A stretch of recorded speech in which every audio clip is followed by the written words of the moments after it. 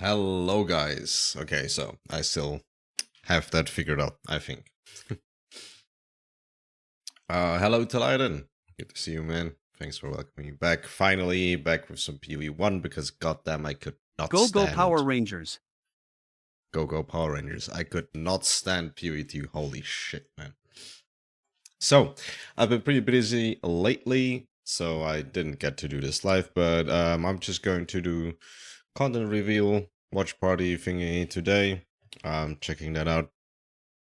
And then looking at the patch notes and gonna see what that means for Flickr, or, well, my Flickr, obviously. So let's just get that started. Let's see if that works with the browser audio. Path of Exile, Curse of the Oriflame, which is coming out next week on July 25th. Twitch drops are enabled on today's livestream, so you'll be able to claim your Abyssal Soul Shatter rare finisher effect by following the instructions below. Let's not keep you waiting though. Roll the trailer for Path of Exile, Curse of the Oriflame. 8 streams free. Yeah, it's been ages for real. Oriflame calls us to the sea. To a lost wreck that still draws ghostly breath. A curse. Right, the quality is absolute dog shit. Down below. Oh, better. With my lanterns, we can explore the sea floor. We must find the source of the Oriflame before the brine rot. Somewhere in the blackest depths, bounty and death await.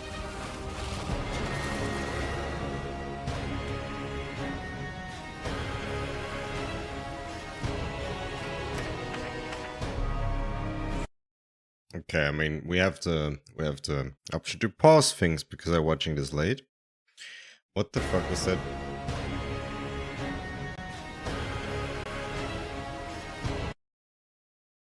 Okay, we have a new mapping system, kind of, it seems. Or like, additional thing. Hey Nick, good to see you, man. Inappropriate inventory, you're catching up, that is cool. Yep, catching up indeed. Area contains friendly jellyfish, that must be an amazing modifier.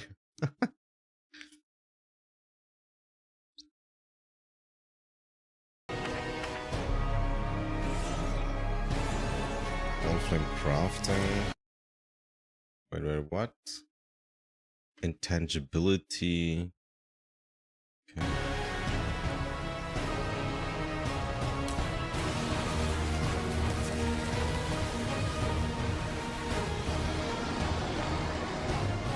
New boss. What? Are you going to watch the ZiggyD interview after 2? No, I'm not going to watch the interview. As always, I will not. What the hell is that? Whoa, what the fuck? Vestigial uniques, those have implicits. What the fuck? That's 70% of physical taking as elemental on a lightning call. What the fuck? What? Okay. No, what? We're getting, okay, what? We're getting mercs?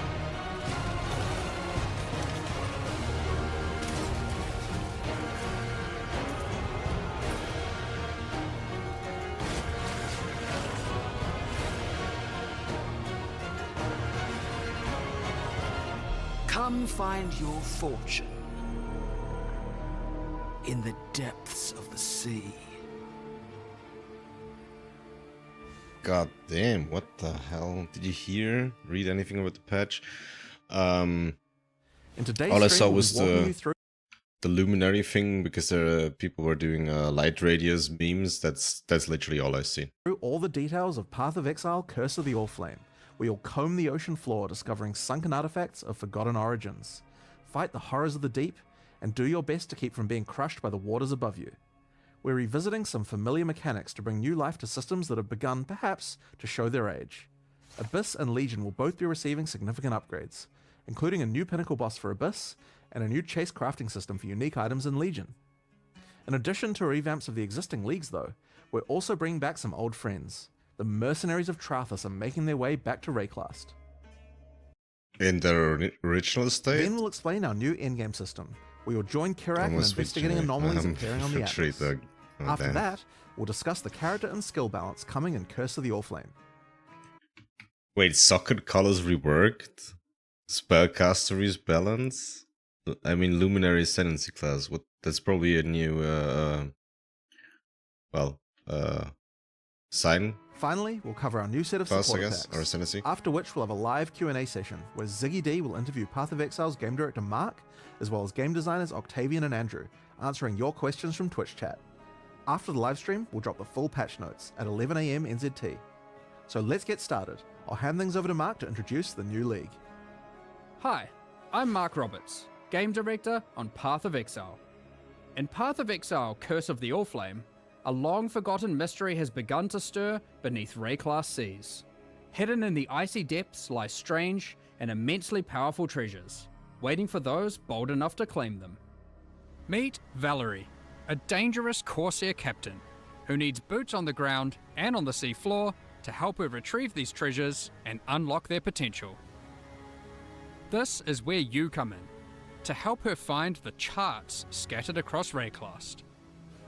Then, use those to guide her ship to the patch of brine that holds loot for the taking. In return, you'll get a cut of the profits. These lost charts are guarded by the undead, rival Corsairs, or horrible creatures of the deep. Each of these monster encounters will also have a custom bonus for defeating the enemies.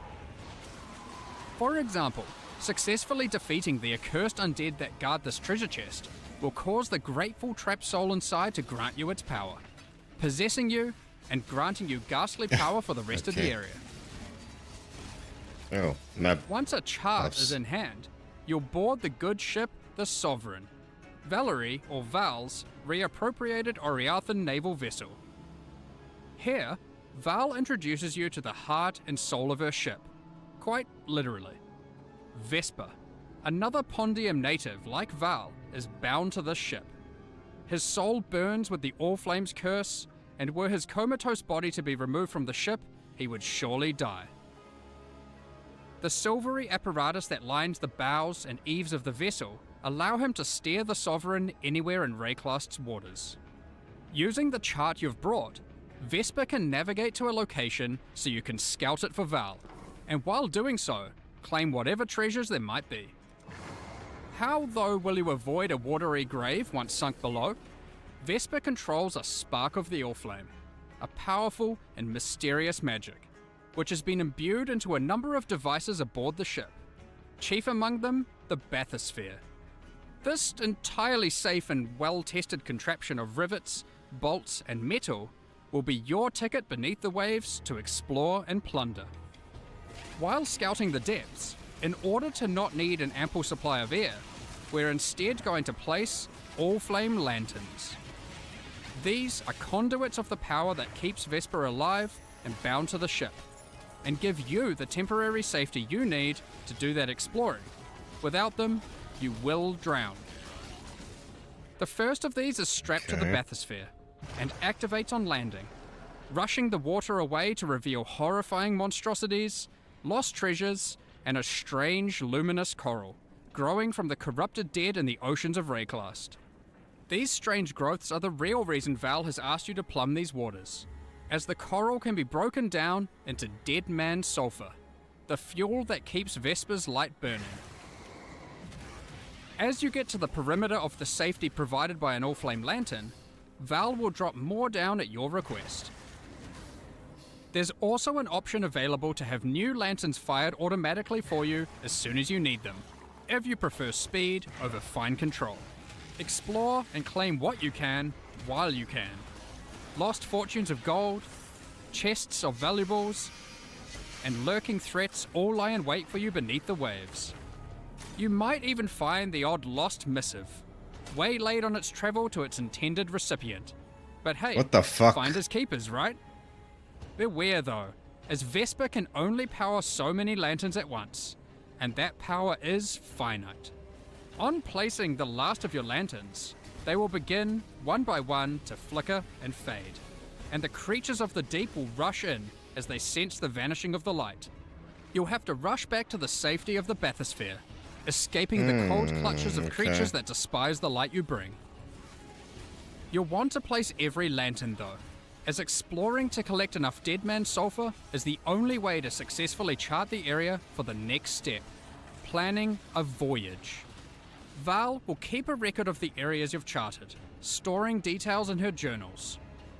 Once you've charted enough areas, just talk to Val, place your charts on Val's board, connect them together, and create one giant seafloor excursion. What is Each it area with you those chart lines? will reveal a special modifier that applies when it is used as part of a voyage, applied to either the charts adjacent to it or the whole voyage. Here are a few examples. This modifier causes all equipment dropped by monsters in adjacent charts to be converted to gold. This modifier will spawn friendly jellyfish alongside every pack of monsters in your voyage, which you will promptly slaughter for extra loot and experience, we're sure. Oh, This modifier causes all monsters in adjacent charts to be empowered by Wildwood Wisps. With 9 positions on your board for charts when constructing a voyage, these can stack up fast. There are also charts which can take you to specially rewarding areas of the ocean floor. Fields of anchors strewn with treasure chests full of loot, Kalguran shipments lost at sea, and sunken abyssal pits teeming with monsters, to name just a few. There are even some ancient artifacts you might find and resurface. Perfect Additionally, MTX. the edges of the voyage board track the currents of corruption flowing through the waters of Rayclast, with randomized effects being rolled with each new voyage to affect the charts placed adjacent to them. Okay, I'm just gonna say this already sounds so exhausting to min-max. I'm probably never going to min-max that. These add even further rewards to your voyages, and can shake up the way you choose to place your charts. Stack all of that together, and a well-planned voyage, with a bit of luck, can be a very profitable endeavor. But with so much loot to claim, how are you going to get it all to the surface? There's lots Val of has a white solution sockets. for just that problem. In each of the charts that comprise your voyage, there will be a capsule waiting for you, sent down by Val, which can store about an inventory worth of loot.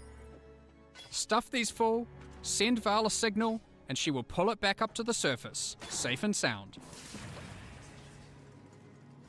Since voyages are built of 9 charts, that's a lot of opportunities to send back plenty of valuables.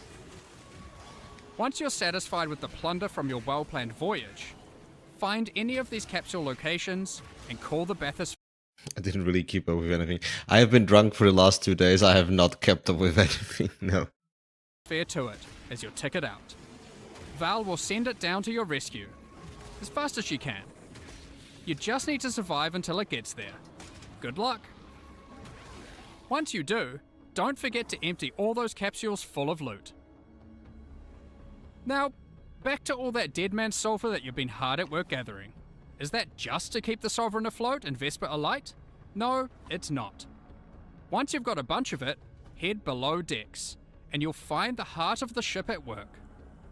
Whilst Vesper's body remains above deck, burning away in a contraption of tarnished pipes and corpse-stained glass, resides Vesper's soul, and you'll find him to be a pretty crafty fellow, if a bit melancholy. That's where this league's item crafting system comes into play. Give Vesper an item, alongside a currency that you could normally use on that item, and an ample supply of Deadman Sulfur. That item is then split into a multitude of ghostly forms, each of which will be the result of having applied that currency to the original item. You can then pick which of the ghostly outcomes you like best to keep for yourself. The others will go up in smoke, as Vesper can only reify a single outcome. What This the can be fuck? done with almost any crafting step you'd like. Want to see a few outcomes for that influenced exalted orb? Perhaps you've got a particularly expensive fossil combination you want to get maximum value out of. What the fuck? What is intangibility though? Do be wary though, as the more potent the craft, the more sulfur Vesper will require to see it done. Oh my god. That is like, for fracturing op, that's like almost a lock worth. What the fuck? That's not all, however, as the seafloor hides some yet undiscovered potential in the form of rare and valuable ducats. These can be consumed by Vesper to warp and twist items in ways not seen in centuries, such as Kishara's Ducat, which creates 4 ghostly copies of an item, each of which will keep 1 mod from the original, perfect for creating powerful crafting bases.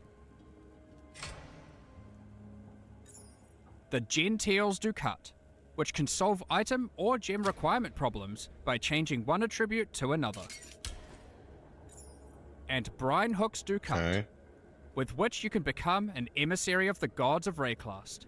Who knows what these aspects might do?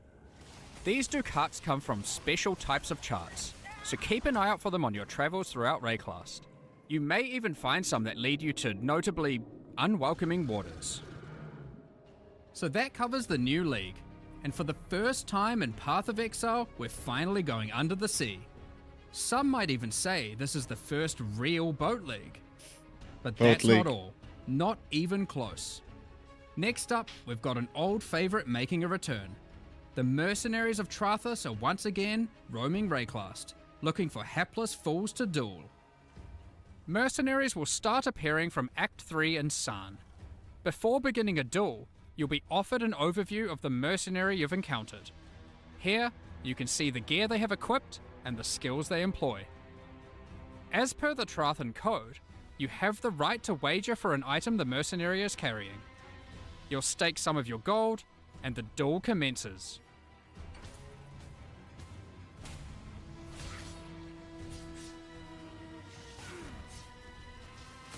If you lose, you forfeit the levied gold, and the mercenary will teleport out, repulsed at such a poor display. Win, however, and to the victor will go the spoils. In addition, if you win the duel, the mercenary will aid you as an ally for a number of areas. Trathan mercenaries are powerful allies to have in Rayclast, assisting in a number of ways. Some mercenaries can provide you with powerful auras and buffs, while other mercenaries can do all the killing for you. While in map areas, if you don't like anything the mercenary offers, you have the ability to request their warrant. A warrant is a promise to return and duel again at a later date. A call to action that calls that specific mercenary to a future map, with the same set of skills, but a new set of items. A mercenary will only grant their warrant once, however, preventing you from fighting that mercenary in every single area. I crashed. What did you miss? ISP crashed. Not I crashed, ISP. Well, we have mercenaries back, but they're not permanently, so questioning if that is ever gonna be fun. And we have like insane crafting with the new league. Insane crafting. Warrants also allow you to trade specific mercenaries to other players. It is important to note that unlike in Mercenaries of Trathus League, having a mercenary does not count as a player party member. So having a mercenary does not increase monster life or the quantity and rarity of items dropped from monsters. Given that, you may be wondering, but what if I really like a mercenary I found? Well, I'm pretty fucking... I am pretty fucking surprised that we get essentially like Hinocor's Lock for fracturing orbs with the new crafting. That is just insane. And just generally like getting free choices for like even an Exalted Slam or something like, yeah, Influence Slam. That's pretty fucking good. It's gonna be insane for crafting. Ability and powerful skills. Is there really no way I can keep them as an ally permanently? Well, you can, but only if you are a Scion. For the second time in 6 months, the Scion is getting a new Ascendancy class, the Pretty Luminary. insane. The Luminary is a natural leader, lighting the way for others to follow. Becoming a Luminary immediately lets them allocate the noble blood. Fuck off! Fuck off! Come on! allowing them to permanently hire any mercenary they find in Rayclast. Luminaries can have up to 3 permanently hired mercenaries, 2 in reserve in towns and hideouts, and 1 as an active ally in combat. Okay, well. Unlike with regular mercenaries, you can change the items permanently hired mercenaries have equipped, opening up innumerate potential build possibilities. Yeah, okay, well. By default, permanently hired mercenaries cannot be equipped with unique items, but these passives enable them to equip specific types of uniques, while the legendary arms passive empowers mercenaries that have many different unique items equipped. Luminaries have the flexibility of becoming a support character to their mercenary, or having their mercenary support them. The Oath of Fealty and Golden Glory passives empower your mercenary by using your link skills on them. The Loyal Bodyguard and Bestowed Knighthood passives enable your mercenary to protect you in combat, as well as enhancing their aura skills. As with any old league that we add to the core game, we have added full Atlas Tree and Scarab support. Here are just a few examples. These passives allow you to much more easily target the specific types of mercenaries you want showing up in your maps. The Loot and Pillage passive gives mercenaries a chance to drop all their items when defeated, instead of just the one you selected. The Trathan Scarab of Renown makes it so the spawned mercenary is covered head to tail in unique items. And the Trathan Scarab of Infamy forces a more powerful, infamous mercenary to spawn, accompanied by 2 other mercenaries for a truly unfair duel. Unfair for them. Okay, so one thought. I mean, for player character power, this is like, it doesn't matter because the new Ascendancy is the only thing that actually utilizes it, but we can target farm infamy mods this way, I think, and I have just created a build that is no longer possible for, what was it, the Farika event thingy. I played it to level, I don't know, 60, 70 or something, and then I got bored.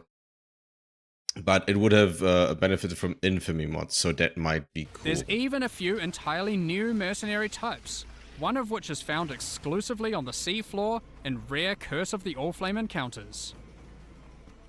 Sellswords of Trathus won't be the whole of your problems in 329, however, as the denizens of the Lightless are getting some much needed updates with the modernization and rework of Abyss. When we brought Abyss over to Path of Exile 2 and Rise of the Abyssal, some functional changes to the mechanic were made to improve the gameplay significantly.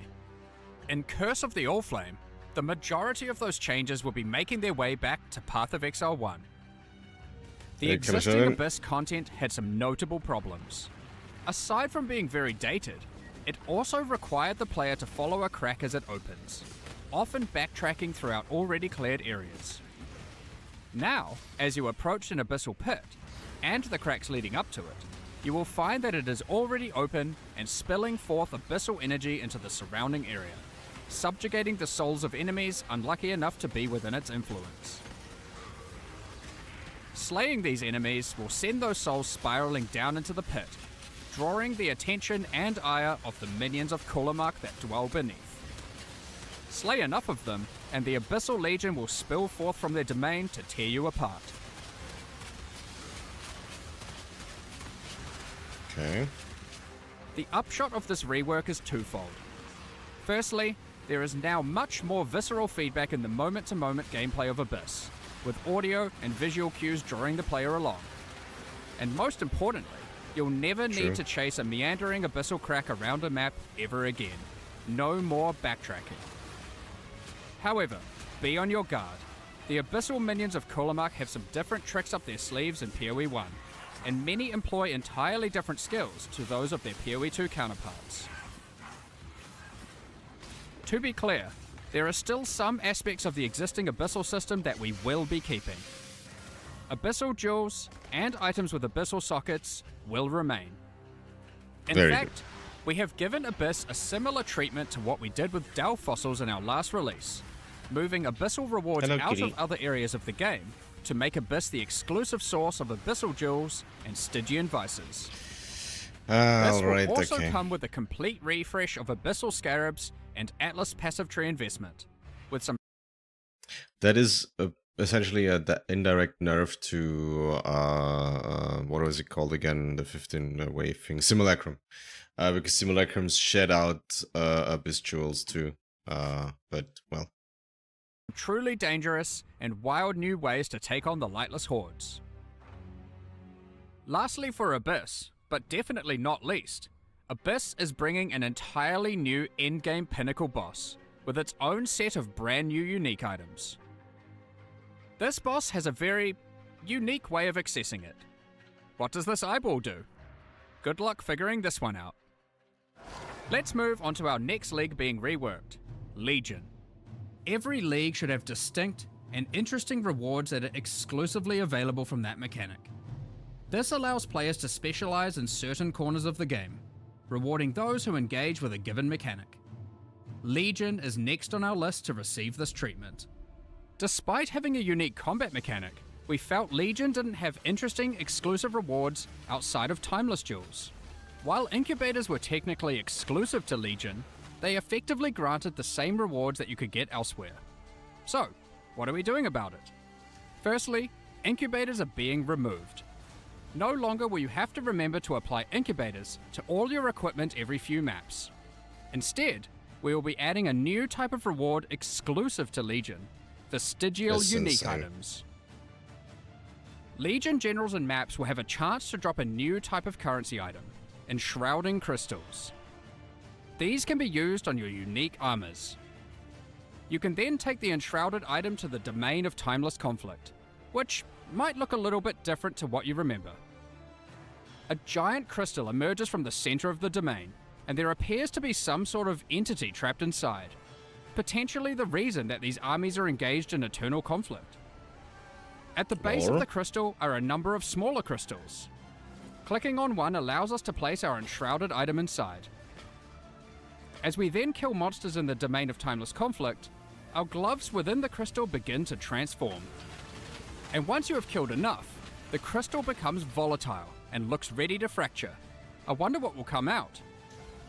Our Shaper's Touch transformed into a Malagara's Virtuosity, but now the Malagara's Virtuosity has a trace of the original enshrouded item bestowed upon it, in the form of a vestigial implicit modifier. As you can see, What? enshrouding crystals allow you to transfer powerful modifiers from one unique item onto another. Here are some more examples of vestigial unique items. Holy Helmets. fucking... Boots, gloves, shields, Oh my fucking god. Oh my god, new ages, boys. New fucking ages. Holy shit. and body armors. In addition to vestigial items, we are also making a number of small improvements to Legion. You no longer need to kill every last monster to begin the Legion encounter. Breaking out all the key monsters, chests, and the majority of monsters will be enough to start the combat automatically. No more cheeky single monster hiding in the corner, preventing your encounter from starting. Legion Okay, wait, I didn't entirely catch hiding it. in the corner, preventing your combat automatically. No more cheeky single monster hiding in the corner, preventing your encounter from starting. Legion Wait. monsters drop fewer splinters, but in larger stack sizes, resulting in fewer clicks in each encounter. Unrelenting Timeless Emblems have been removed, with regular Timeless Emblems absorbing many of their effects, causing the Domain of Timeless Conflict to become harder, but more rewarding as you kill monsters. Your reward progress in the domain is now tracked by charging up these small purple crystals, rather than flooding your screen with hundreds of reward icons. The rewards are still the same, just not obscuring your screen with symbols. Talismans were introduced. Oh, 1 fucking second. Okay, so one thing I didn't understand in the Legion explanation either. Like, it doesn't make sense to me because it always wasn't a timer. Like, every time I opened a Legion, which was like twice a league, I opened it and the timer ran out. That's, I don't know, I don't play Legion. And the other thing is, what the fuck is this up here? Is this like Trinity for physical chaos and lightning damage? just not obscuring your screen with symbols. Talismans were introduced back in 2015, but over the years they've been long neglected and lack a meaningful place or purpose. True. We are making a number of changes to bring talismans back to relevance. Firstly, talismans are now exclusive rewards from Bestiary. Every red beast has a chance to drop a talisman specific to that beast. For example, the Krashik Croaker can drop the Croaker Talisman. What makes these talismans special? Well, you'll notice a couple of changes compared to old talismans. Firstly, talismans no longer drop Corrupted, making them far easier to craft once you find one. Secondly, the special modifiers on talismans are now enchantments, rather than implicits.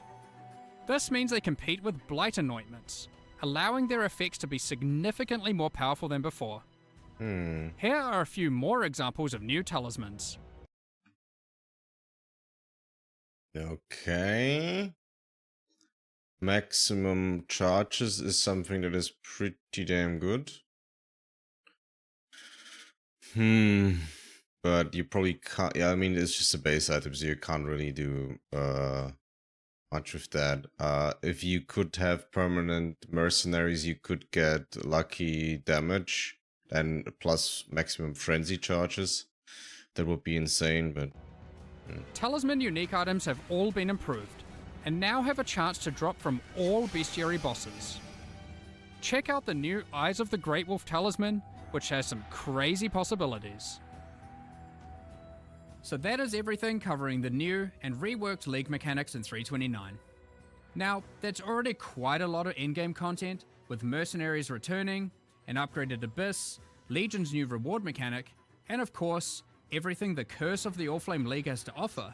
But even with all of that, we're not done. Because what about the Atlas itself? Given Zana's actions to try and destroy it in the last two expansions. Zana's actions are causing the Atlas to become ever more destabilized. Strange locations have begun to manifest on the Atlas, many of which seem to be bleeding over from familiar places in Rayclast. Kerak has labeled these as anomalies. When you complete maps affected by a Voidstone, there is a chance that when you next open your Atlas, an anomaly may manifest. Like this one, the Mana Foyer.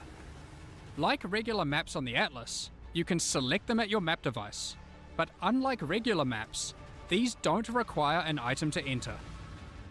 It looks like this area is the abode of Cadero Perandus. Cadero is willing to offer valuable items in exchange for our gold. If you don't like what is on offer, you can reject it, and he will immediately offer another item. The next offer will cost more gold, but hopefully is much more valuable to you. If you don't have enough gold for the offered item, don't worry. Cadero is happy to wait for you to replenish your coffers. You can return to the area at any time. The anomaly will not disappear from the Atlas until you either purchase an item or reject all his offers. Anomalies are unique in this regard.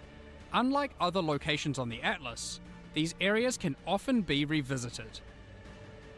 Let's quickly run through a few of the anomalies that can manifest. Reflecting Mists and the Nameless Seer no longer randomly spawn within maps, but instead now appear in their own anomaly areas. Scrying is no longer the domain of the Nameless Seer, but instead can be done through the new, tradable Scrying Orb. Some anomalies grant a taste of League mechanics you might not normally run, without having to be fully invested into them. For example, this anomaly creates a random, fully revealed heist blueprint wing, with random rogue companions. This anomaly has a version of the Sacred Grove, where the plants have fully taken over. This strongbox seems to have a strange mechanism. Atlas anomalies are unaffected by your Atlas skill tree, and you can't augment them using any fragments. Therefore, they can be run at any time without feeling like they have to be saved for later to maximize the potential rewards. There are many more Atlas anomalies to discover for yourselves, each of them tied to a specific Atlas quadrant. It is therefore worth discovering which ones can spawn in each part of the Atlas, as it may influence what Atlas strategy you wish to pursue. Mm-hmm. So that is a heap of new Interesting. challenges to encounter, from the league and the in-game. But you may be asking, what new tools do we have to face these challenges? In 329, we are giving a bit of love to spellcasters, specifically those that cast spells themselves. But first, let's address the elephant in the room that astute players may have noticed. Yes, I'm talking about those socket colors. So, after the better part of Okay. 2 decades, in 329, we're making a fairly radical change. 2 decades, dude. Sockets, at a basic level, don't have colors anymore. You can now put any colored gem into any socket. We're doing this to What? address a long-running issue for both new and experienced players. I'm sure almost everyone who has played before has run into the issue of finding a notable upgrade and have struggled to find a way to equip it. Maybe you find an amazing body armor, one that would give you a substantial boost to your defenses, but you just can't move your skill or support gems over because the colors of the sockets just don't match, and you didn't luck out with your chromatic orbs. It's not fun when you have to unequip a bunch of skills or supports just to use a better item. This can still happen with the socket numbers and socket links, so it's not like it's just purely trivial, but the colors were just unnecessary, and not only prevented upgrading gear, it limited build experimentation. So, given that, what do the colors on gems with regards to sockets even now mean? Well, the colors on gems for sockets are still relevant, just as an upgrade system. You can still find items with colored sockets, and you can craft them onto items. They are just rarer and more powerful. Most importantly, they don't restrict what can be socketed into them. So how are they more powerful?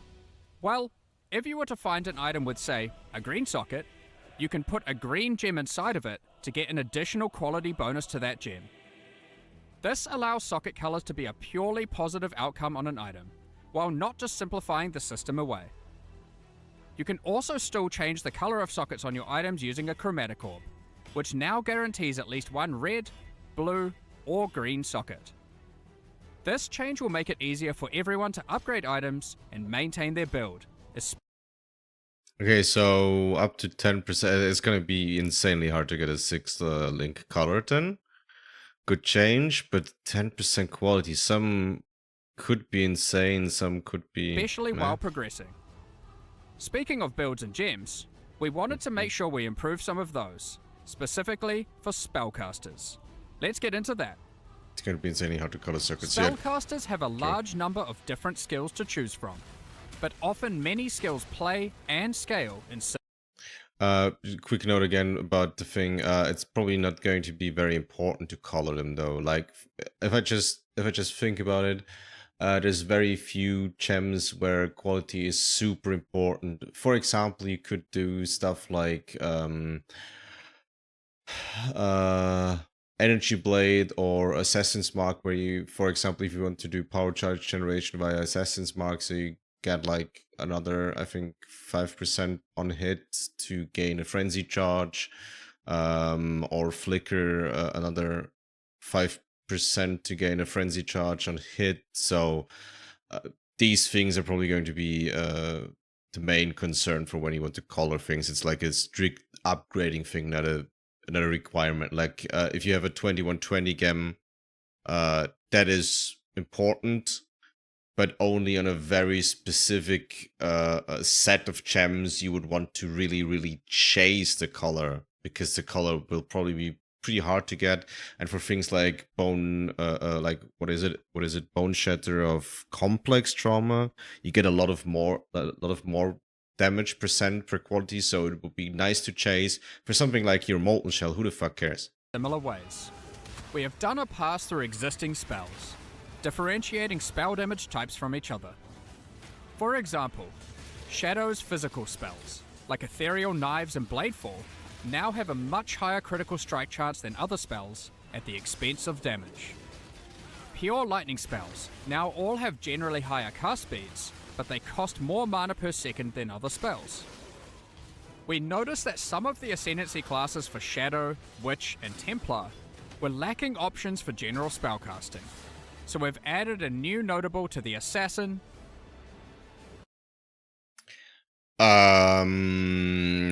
What the fuck? Bifurcation. That isn't PoE. Okay, this is PoE 2 bifurcation.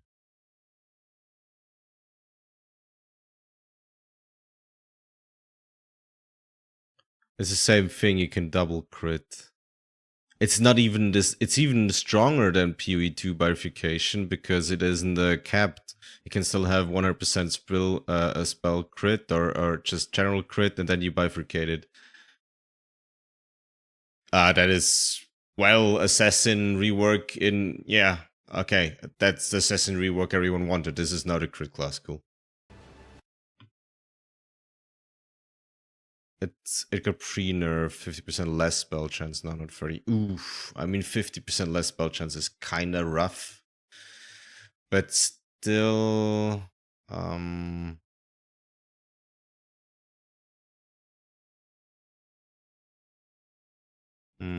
mean, that might make lucky critical chance very, very nice.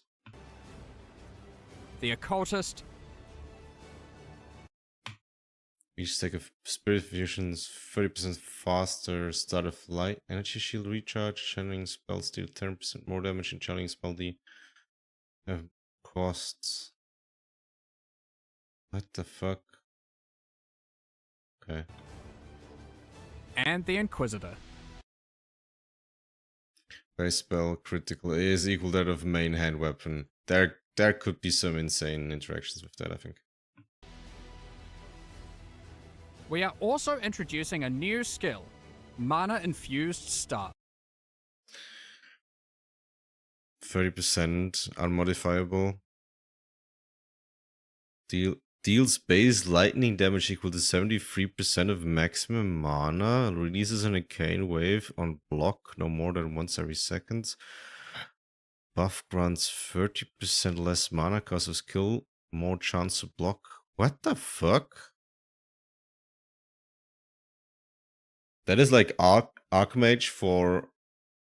What the fuck? That is insane. Infuses your staff with arcane energy, raising your block chance and reducing the mana cost of your spells. In addition, when you are hit by an enemy, you retaliate with a wave of arcane lightning, dealing damage based on your maximum mana. Yeah, mana One of the second struggles body. we noticed with certain self-cast archetypes was that they lacked a scaling option in the endgame.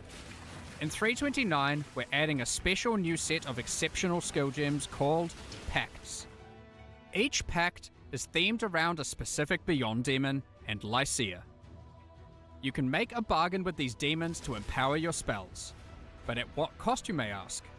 Well, these spells don't have a typical cost, but instead cause the player to gain a special affliction debuff. Don't worry too much though, the rewards will be worth it. For example, Pact of Baydat causes many of your different spells to just cause a ruckus. While Pact of Gore is for dot builds. Using this pact will plague your enemies. Just cast it and watch everything around you melt. I wonder what Pact of Lycia and Pact of Katash do. Oh, you get a random debuff though, like you just saw you got two debuffs here. I wonder what Pact of Lycia and Pact of Katash do. Not that I care about that won't because go into the specifics Flicker. of all the balance changes we are making here, but there are many more caster improvements, including buffs to specific spells and supports, buffs to caster unique items, as well as more and better ways to solve mana. Check out the patch notes later for all the details. Next up, we're going to be talking about the new supporter packs for Curse of the Allflame. Do we watch the Today, supporter packs? we're launching 2 new series of supporter packs. Nah, the we pl- don't. We will not. We can check the supporter packs here. I don't need to watch the video for that. Let's look at the pretty things. That's incredibly disgusting, and I kind of like it. Insanely looking shield, actually. These are decent. What the fuck is that? That is disgusting. Remedus. Okay. Oh, there's a Roa. Cool.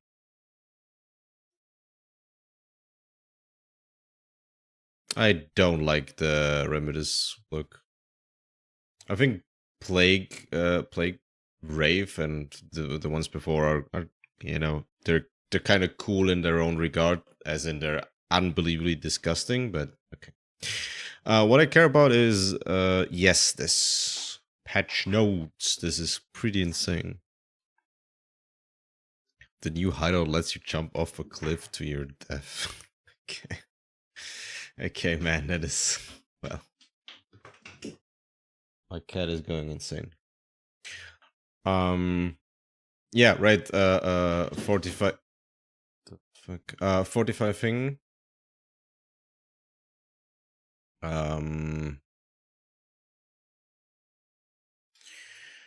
I was talking about the Fratus mercenary infamy mods. That would have been good for 45, but not really relevant anymore. Okay, so wait. Abyss revamp, legendary Legion revamp we don't care much about, right? Okay, wait. Let's do this in a somewhat streamlined way. So we know about the leak, we know about new content, we know about mercs. Actually, I will want to read that real quick. We don't care about the revamps. We don't care about those. We know what these do. Leak changes.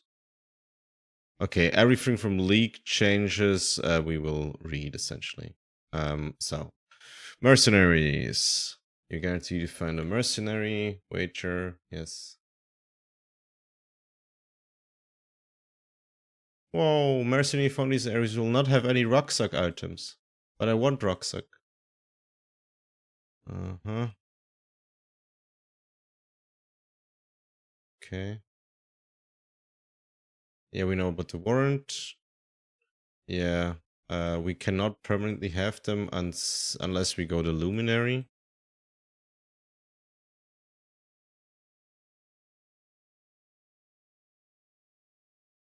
The following uniques are now once again obtained from mercenary encounters and have been removed from core.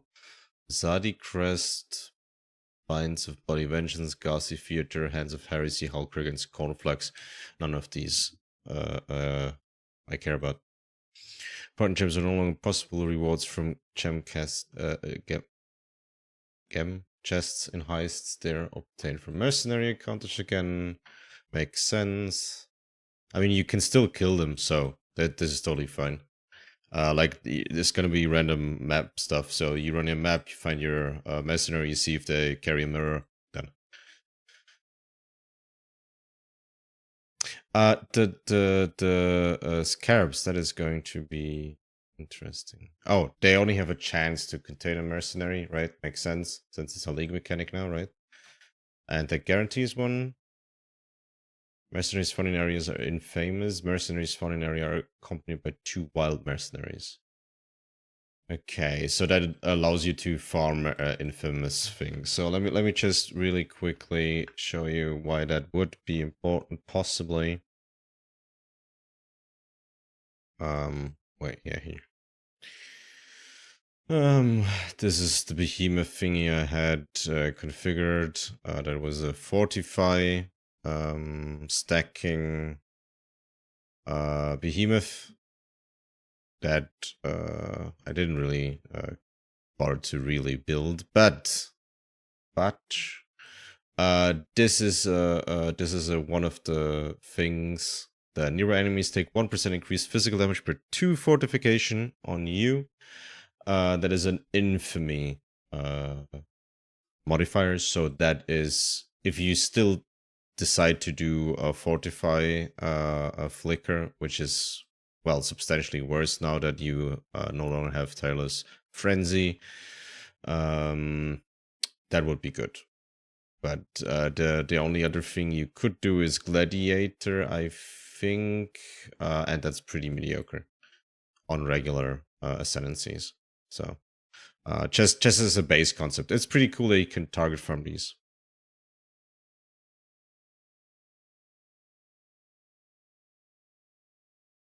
This revamp, we don't care about that. I said everything. Let's go up here again.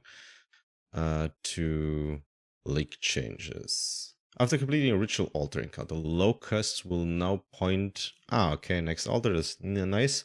When a new Forbidden Sanctum flask charges are now restored when you interact with the Sanctum map. I don't care. Volatile Valor-Ups are now obtained as Sanctum rewards. Fuck, okay. Now Sanctum is pretty relevant, I guess. Because Volatile Valor-Ups are kind of insane.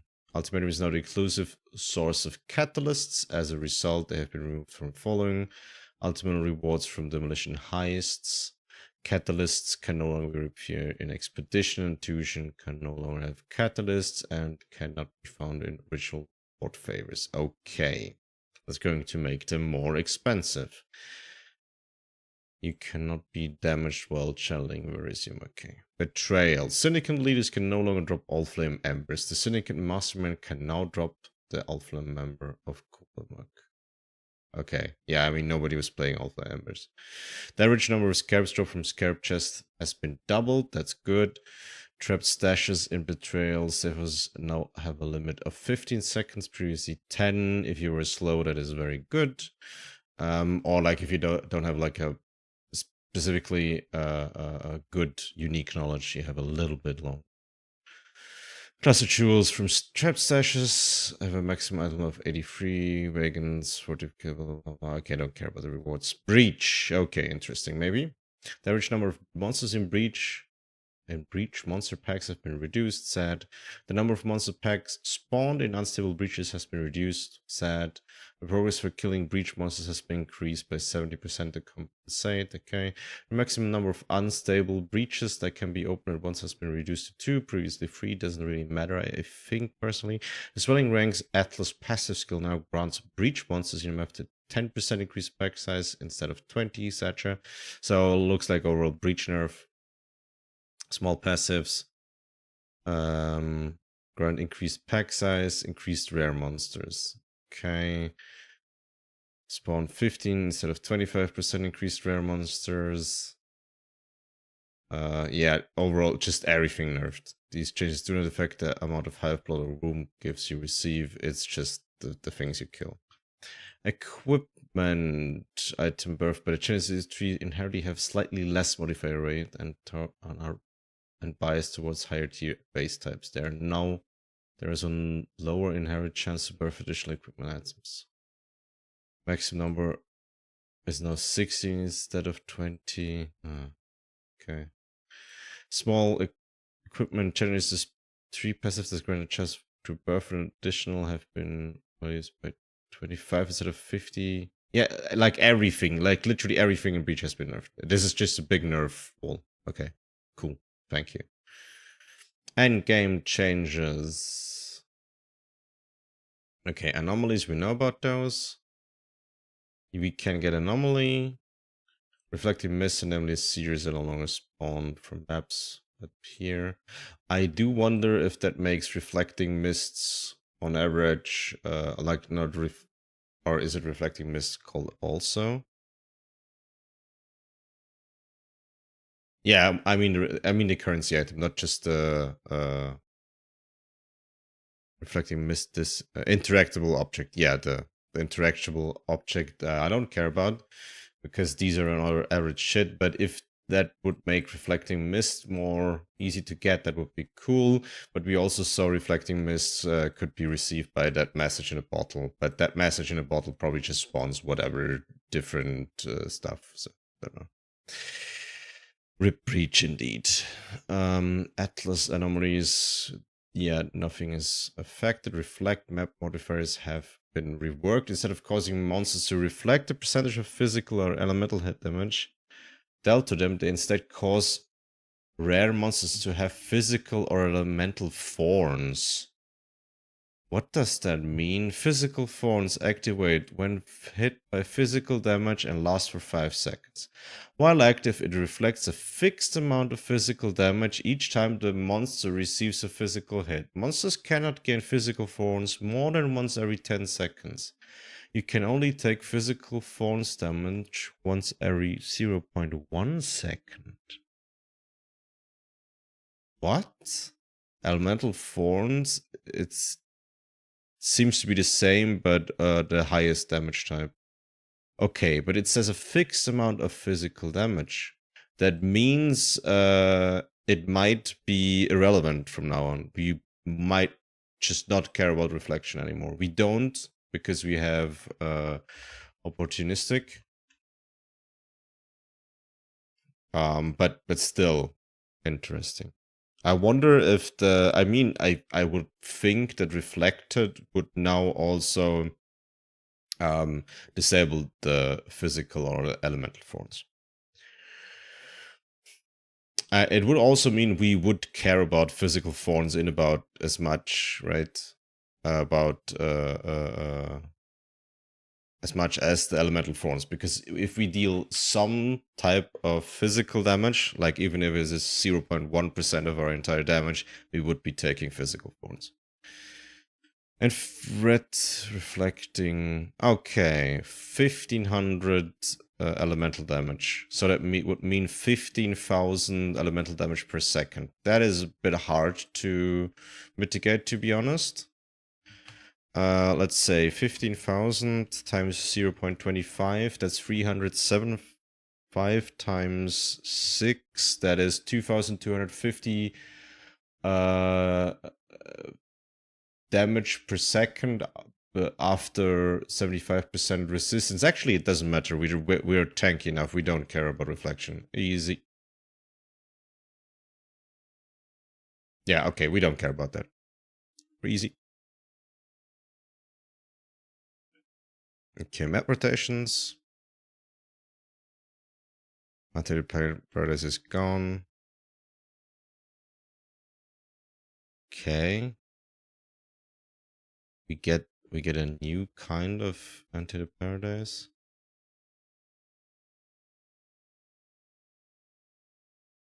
The Pit of Camarabus now spawns only one wave of enemies per phase. Yay! Faster boss times. Memory thread maps now display which map they will open. Okay. Then Shrouded Astrolapse has been renamed. Don't care. Remove the item. Drop delay from version of the remembered and defeating and spawning mobs, such as from the Horns Cup of Awakening. Ah, okay, that is very good. That makes like, for example, what was that? Scarab. I used to run these scarabs. What the fuck? Syndicate members. What the hell? Ambush. What is that? What? Eldritch Altar? Oh, Abyss can only spawn in Eldritch Altars. I did not know that. Interesting. Okay, anyways. Ritual, Sulfite, Titanic, Ultimatum, Miscellaneous, yeah. Horn Scarab. Yeah, Horn Scarab of Awakening. The new Horn Scarab of Awakening. That is one thing I have been running last league. And it would make this one faster. That would make it even better. That's pretty cool.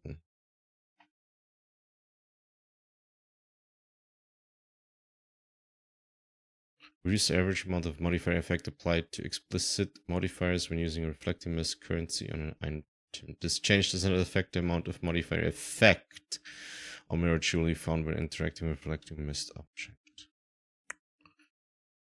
Okay, so those were nerfed. That would make me think that would also mean that their drop chance was... Yeah, okay, it was literally the next thing, yeah. Objects now have a much higher chance to drop a reflecting mist currency item. Yeah, okay, well, yeah. I kind of answered it, and it was right there. Whoops. Did you look at the new Reliquarian nodes? Oh, also, thank you for the follow, Numpty. Reliquarian nodes. I have not yet. I'm still up here with the league changes. Atlas passive, add a new altered prophecy classes to the Atlas passive tree. The notable grants you 4% chance to drop a scrying orb. Okay. These are good. We will want those on the Atlas tree. That will probably make it worthwhile to farm a specific, not that desirable layout. For example, Defile Cathedral. You would farm Defile Cathedral so people could scry it on somewhere.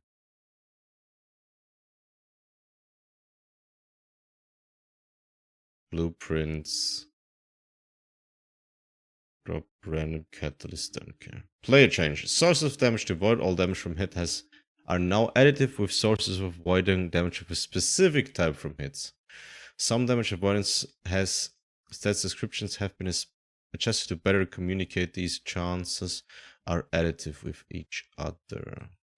Lower the life of various monsters when you use specters. Okay, don't care about specters.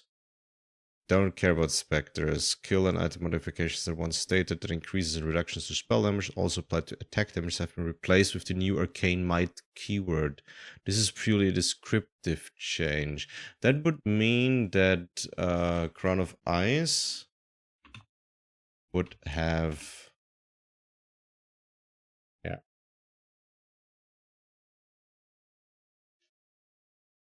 Yeah, okay. That is Arcane Might now. Okay. Do we already have Arcane Might in here?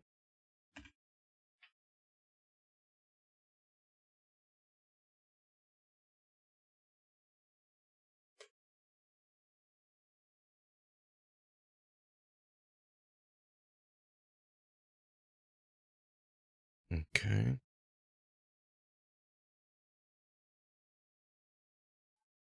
Interesting. Well. Ascendancy changes. Let's see. Assassin. So we will look at the reliquary notes. Actually, yes. Reliquary notes are one of the a few things I have seen.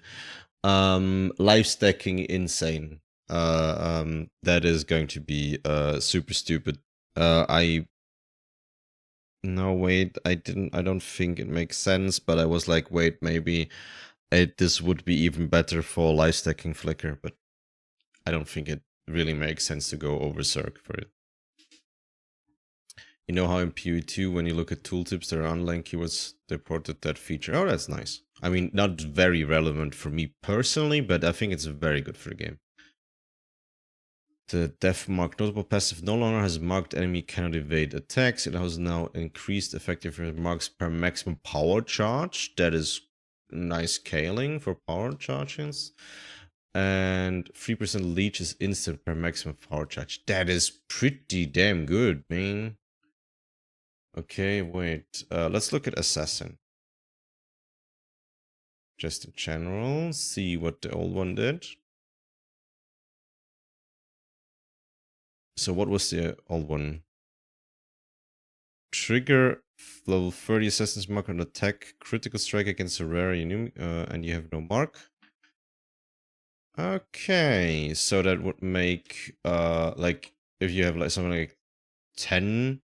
Okay, that would be insane. If you have a 10 maximum power charges, which is not impossible but kind of hard to do, you would have like, wait, what? Level 30 Assassin's Mark. Just with that, you would have almost 120% critical strike multiplier. That is, you know, pretty good. And +3 base crit. That's also pretty good. Yeah, Assassin is the crit thing now. Yep, and the Mystical Infusion is insane with the bifurcation. But these are the only changes. But that alone, Mystical Infusion having bifurcation is now, that is insane. Hierophant was nerfed for totems, okay. Inquisitor added new instruments of justice. Yet this is now what the old Mystical Infusion was. The Instrument of Seal notable passive skill now grants +3 to maximum fanatic instead of +4. The fanaticism buff now lasts for 5 instead of 4 and grants 75% less cost of spells you cast yourself and previously reduced.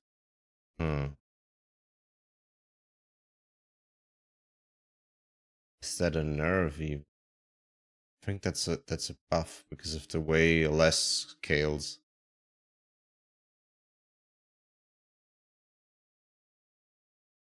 No, wait, maybe it doesn't. Yo, now this is a buff because when you reach maximum fanatic, you gain fanaticism. Yeah, okay, this is a buff. Occultist, which requires either Valbation or Forbidden Power. Yeah, I don't know why this would be very good. Causes you to gain Spirit Infusion every second while channeling a spell. Each stack of Spirit Infusion grants 30% faster start of Energy Shield recharge. That is like, what? Okay. That doesn't seem that good. And you have 10% more damage. I mean, yes, this is 5 times 10%.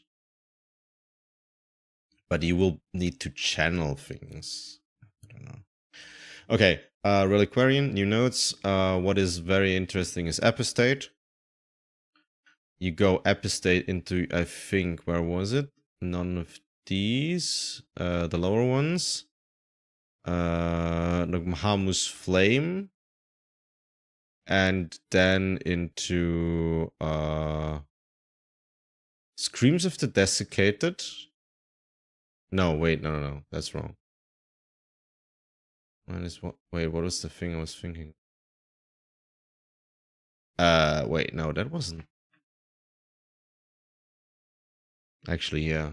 You really only got Epistate. So the thing I was thinking about is Epistate, and then you gain Crown of Ice, Rathpith Globe, the Grey Wind, I think. Grey Wind. Then you penetrate 20% fire with Ngamus. And then in the last thing, I don't even know.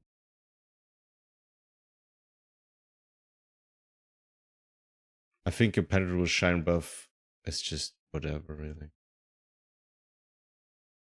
I don't know. I'm sure. I'm pretty sure Epistate is a bait. I mean, you have minus 1,200 life, but you can get a very good you can get a very good energy shield armor, and you can get resistances on there. You can get a lot of other stuff on there. You can get Eldritch Implicits. So I think this is probably actually good, but that's just me not running any numbers, but I don't really know. But very interesting, definitely.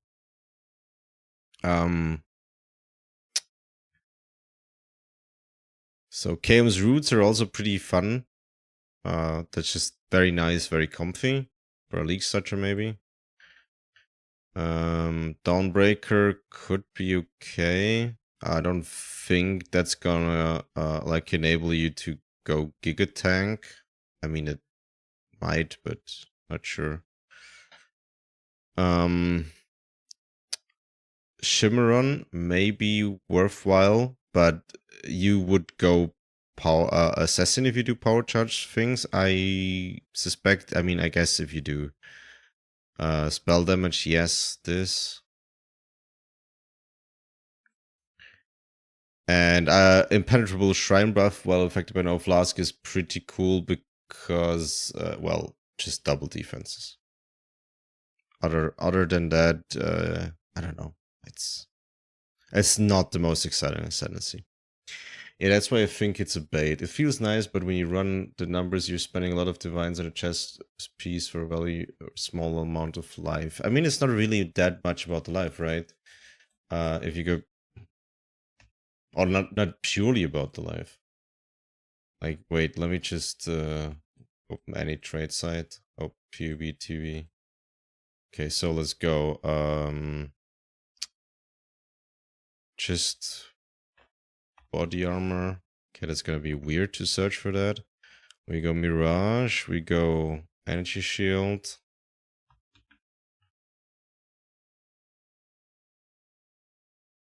Nope. Wait, what? Not even? God damn it.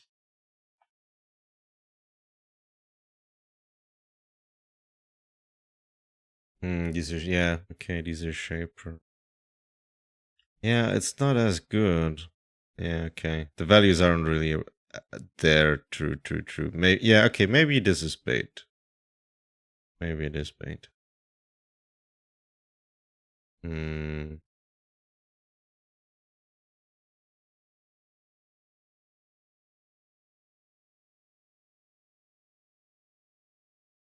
I was remembering higher values. I'm mistaken, it seems. These are all in stacking things, but I was thinking the implicit might make it really nice, but yeah, okay, it doesn't really matter. Okay, we were back at this. Don't care about Reliquarian. Let's just look at the things we have already seen as well. Passive skill tree changes. A new arcane conversion cluster to the northeast of the Witchstone Inclination grants 10% increased cast speed, mana reservation efficiency of spells, and increased intelligence. Interesting. And a new contemplative meditation cluster to the northwestern Templar. 8% increased reservation efficiency of spells, 20% increased cost efficiency. All sources of reduced cost of skills on the passive screen have been converted to cost efficiency. Okay, so it's now called cost efficiency. The totem passive, don't care. The shaman's dominion, totems don't care. Skill gem changes. Okay, most spells that have received base damage equal to all have higher damage. What the fuck? Why can't I read? Most spells that have received base damage increases also have higher damage growth with each gem level. Okay, for example, while Divine Arrow deals 27% more damage at gem level 20, it now deals 37% more damage at gem level 30. Why did they think that attacks were too OP? I don't. Okay. Shadow Theme physical spells and pure cold hit spells have higher crit chance, while pure fire spells generally have lower. Okay. Have lower cast time, but spell cost the same. Purifier have lower mana, but a higher effectiveness of added damage. Okay. Arcane Cloak, Absolution. I'm just gonna go over the names in my head and see if any of those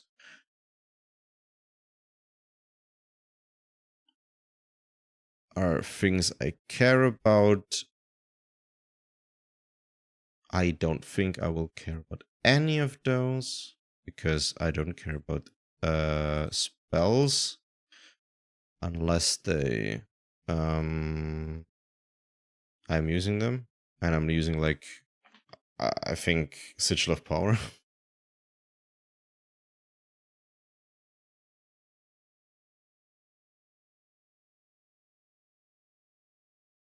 And it seems most of these were just changed. I mean, Galvanic Field we can read. Can now target each enemy only once. Okay.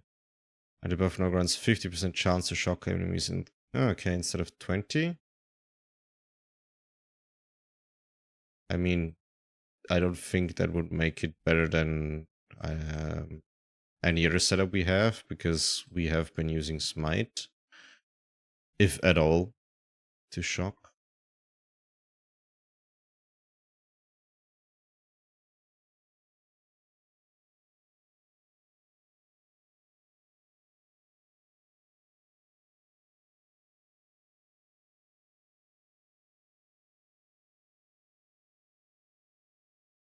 Sigil wasn't even changed.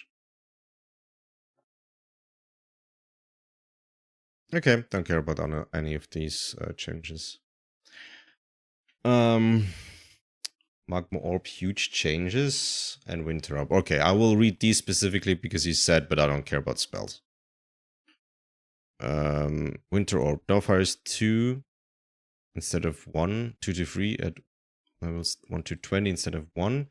Has 25% chance to freeze and a critical strike of 7.5 instead of 6. Now deals 360, so higher ceiling. Okay. So generally this is up to 3 point something increase. Okay. that would make it have some clear. Okay, I mean, right? Can play that. I will not. Maybe good for a league starter. And magma. Not rolling magma, right? Hey, actually rolling magma. Yeah. Now has lower damage and effectiveness of added damage at gem level 1, but has more damage at gem levels greater than 20. That does not usually come into effect. And now deals the base mana cost has been reduced by 20%. Hugely shit. Yeah, I mean, it's just worse now. Val, Spark, Eisner, Flamebush, don't care about any of those. Support gem changes, yes. Now has support gain added lightning damage equal to 8 to 14 of unreserved mana and 10 to 12. Okay, yeah, so mana stacking was buffed because we have a Archmage and where was the... What the fuck? PUB, TB? Okay, now we can request all these again. Where was it? Stormplant. Here. Uninfused stuff. Deals base lightning damage equal to, I mean, I think it was 75% of maximum mana as base damage. So that is just...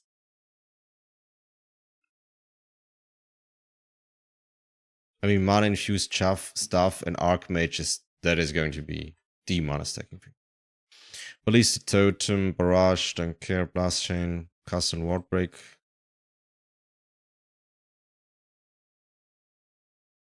Okay, cast while channeling, Charged Minds, Companionship. I will want to know about Companionship. No longer has minions from support to deal more, have 6% more maximum life if they're your only minion. Okay, it takes less damage. I don't want to run the numbers, but that doesn't seem like that much of a nerf.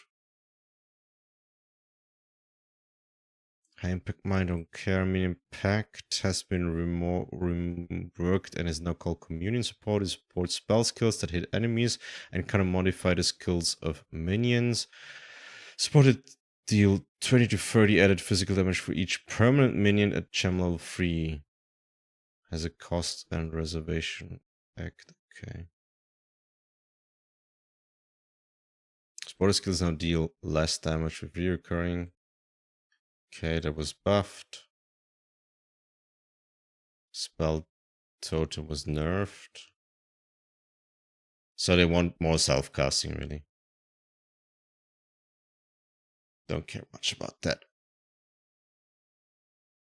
Do you want me to tell you what instability does? I have no idea what instability is. Where is the passive from? Instability buff? You're unstable and will detonate soon. I mean, we have had that, right? That has been a thing before. Instability. Where was that relevant? Where you had to like be careful that you don't kill things too fast because you gain instability on minion kill and then you like... Yeah. As a new effect you get when you craft with the Deadman Sulfur. Oh, that instability! Right, okay, yes, do tell me about what it does. Or wait, is it in here? Wait, we can read about it. Stabil. Okay, tell me what it does. It's not in here. It's there. It's there? It's not instability. What?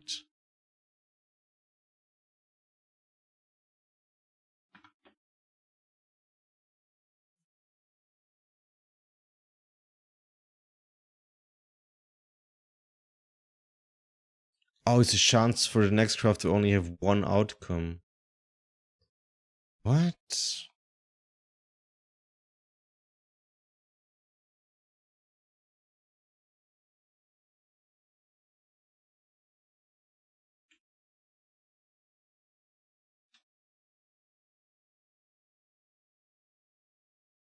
But it's not instability, right? Or is it instability? Instability, PoE, curse of the Hall Flame. Where did you get that info from? I mean, it, percentage chance. Not many instability. Maybe you only said what it does in the Q&A. Okay, well, good. I'm just gonna believe you because it makes sense, right? Chance for the next craft to only have one outcome, so that would like nerf your crafting. Okay, so you would be able to like work around it. So like you let's say you chaos spam until you have like 90%, then the next one bricks.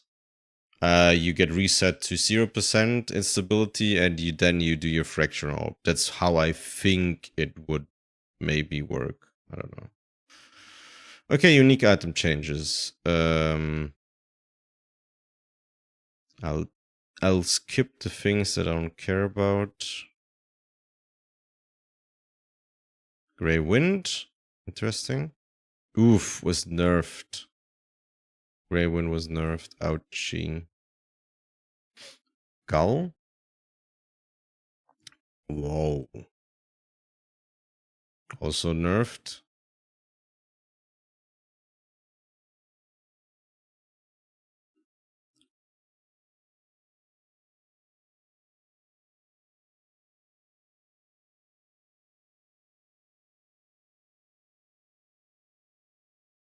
Mana cost efficiency.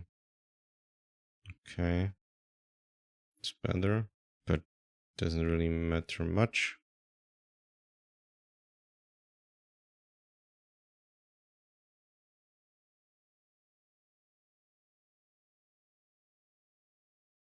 Graphic lobe.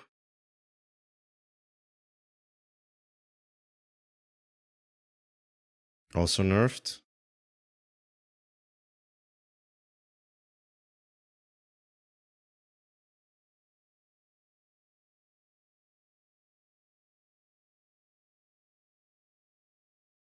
That's sad. We have life stacking nerfed. So that was super bait that life stacking is the new thing.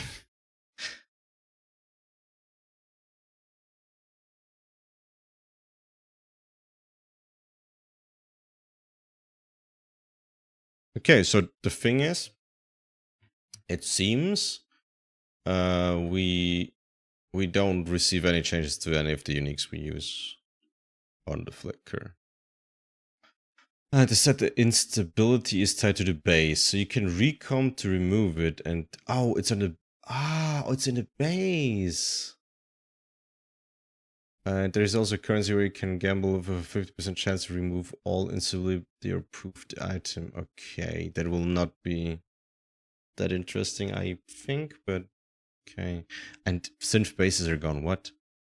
Oh, well, okay. It's literally the first thing in item changes. Non-unique synthesized item can no longer be obtained except through corrupting synthesis. Unique items to be rare items. That is... Well, that is shit. How do we get frenzy rings now? We don't. That's pretty damn shit, actually.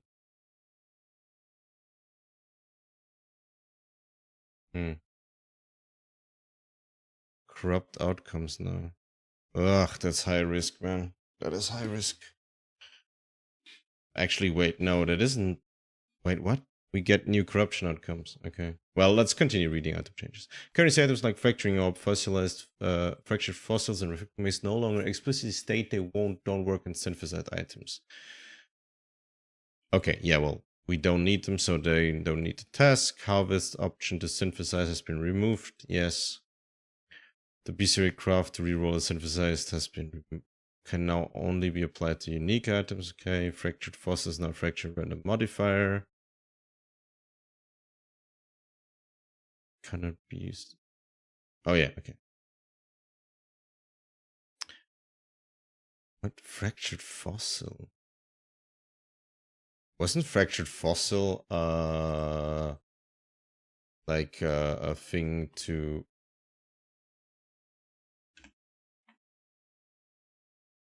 split things?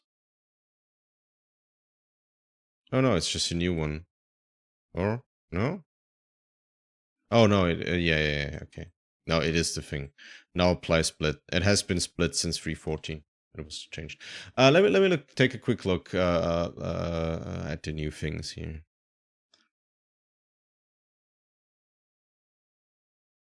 Maximum cold res, increased armor evasion. If Savage Barnacle does anything, that might be good. Otherwise, it's absolute dog shit.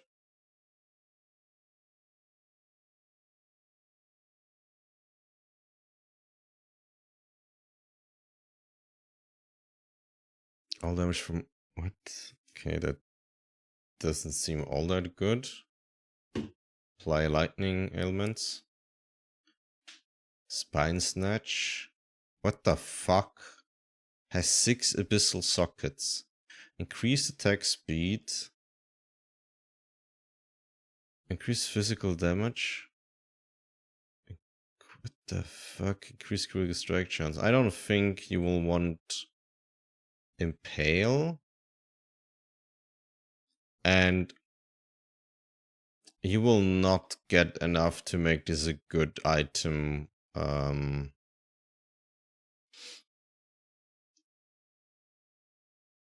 Even with increased critical strike, if you have many hypnotics or the base damage for that. What could you, I mean, 6 abyss sockets. You can 6 link in your chest, so 6 abyss socket energy blade. Yeah, 6 socket energy blade. I think that's going to be pretty meta for that. We might see 2-hand energy blade with that. Augments a rare belt with a what is Duckhead? Augments a rare belt with a trap or mine modifier. And Shroud's unique boots. Yeah, this is going to be so fucking insane. The enshrouding of uniques. I mean, first specifically, we will need it on Aegis. So I will want to look at shields.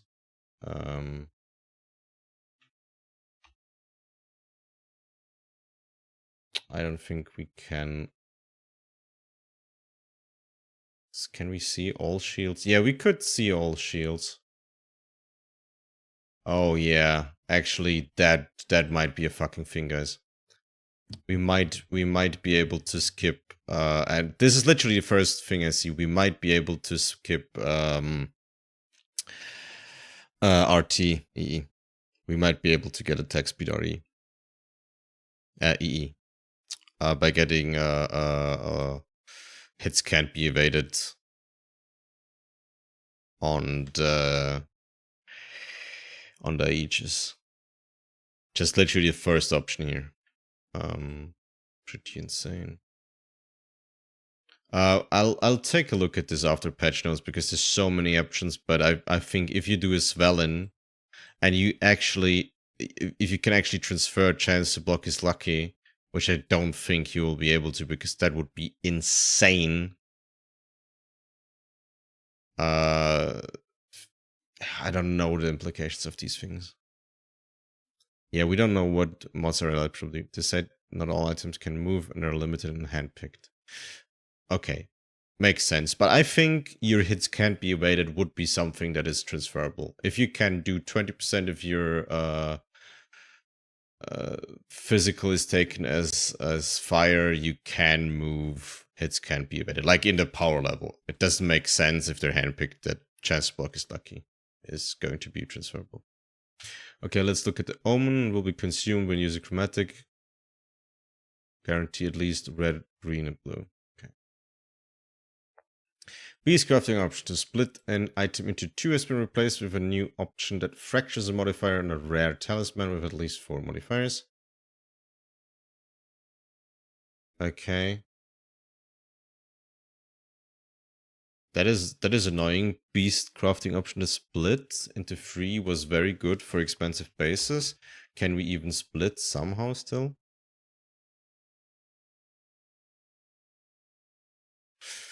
Maybe we'll need to use different splitting options. What even are the splitting options? Because we just lost the ones we use fracturing. We use fracturing fossils, and we use Beastcraft. What else can you do?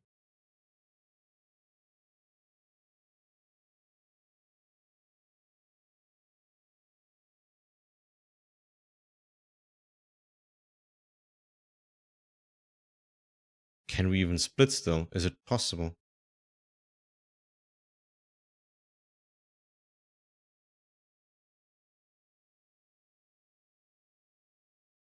Nope, they're gone. We can no longer split. Yeah. Those were the only two ones. RIP! Okay, Ancient Orb can no longer roll unique items into a unique item of the same name, which was possible with some unique items such as Beacon of Madness and Volker's Guidance. What the fuck? That was possible. Weird. Can now be used in items that have no modifiers that can scale outside of range to be more consistent with Divine Orbs. Okay, so that just makes you be able to be dumb. Okay. Mana can no longer be unveiled. Mana cost.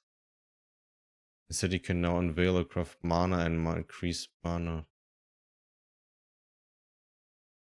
Mana cost efficiency. Reduced mana cost was flat. Shit, that is bad. That is pretty bad, because if you only have efficiency, like percentage efficiency, that is not good, because the flat on attack builds was bad. That kind of hurts attack builds, is my first thought. Reduced mana cost of attacks can no longer roll as Searing Exarch. Implicit modifiers on helmet. I mean, we will. For us, this doesn't matter, because we already had reduced attack, mana cost of attacks, and it's just renamed really. But for like the Elrian mod, where is it?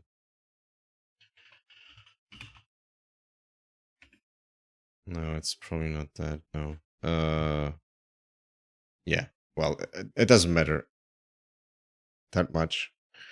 I don't think it affects us too much, but this could be a problem for attack builds. Openness cluster, increased mana cost efficiency, daring ideas. That is just to rename things, I think, right? Implicit block modifiers and staves no longer implicitly state they require a staff. Yeah, that was always weird. Chance to block attack damage and chance to block spell damage modifiers can now roll on staves. Okay.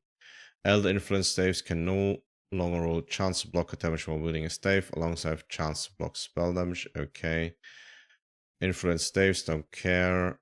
Implicit modifiers and Moonstone Ring is now 7 to 10% increased cast speed, previously maximum energy shield. This change does not affect existing Moonstone Rings. That is a bit shit, because that is the implicit we have on chevrons, and we don't benefit from the cast speed, and we would usually want to corrupt it for like with a volatile orb. So now we have to corrupt it with just a regular Val orb, and I don't know, get something else then. Wait, you said the corruption outcome is +1 frenzy. Holy shit. Wait. We could get +2 frenzy from getting Fallborn Warriors and chevrons, and corrupting like the fuck out of them until we get frenzy implicits, and we get +2, so 10 maximum frenzy. That would be so insane. Okay. Demon's Horn, don't care. Modifiers of the spell skill and all specific damage types on staves. I don't care about staves. Increase spell damage, fire damage, and cold damage prefix staves. Don't care about staves. Caster weapons, spell damage, minion, don't care. Spells. Increase critical spell. Reduce stun duration. Modifiers can no longer roll on all weapons, but now can only roll per maces attacks. They okay, don't care about that really. The top tier increase cast speed. Have the same weighting, so lower. Daggers, don't care. Added the following new corruption implicit modifiers. I will want to see wait, where's the charges? I cannot see any with charges.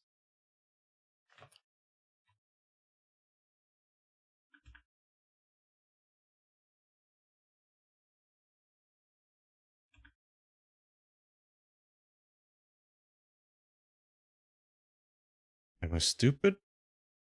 I mean, I very much am stupid, but oh yeah, I'm fucking stupid. Okay, that I'm fucking blind. Okay, right.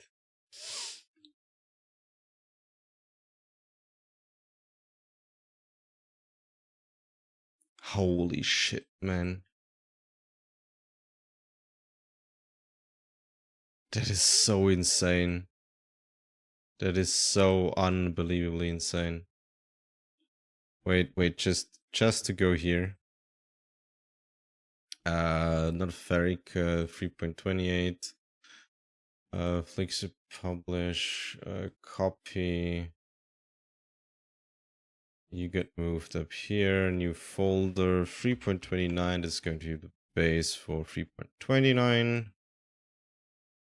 Rename it to Flixer publish 1, or rename it back from that. There's going to be a shortage of fucking rings, man. Okay, we go on, not high end, we go on mid game back again. Or actually, no, you know what? We go on min max.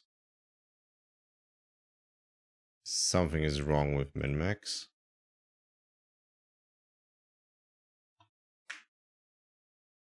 Huh? Too many. Oh, there's just too many gems. The imbued support. Okay, so. Right, we also need to find out what happens with Screams of the Desiccated and what happens with the imbued support thingies.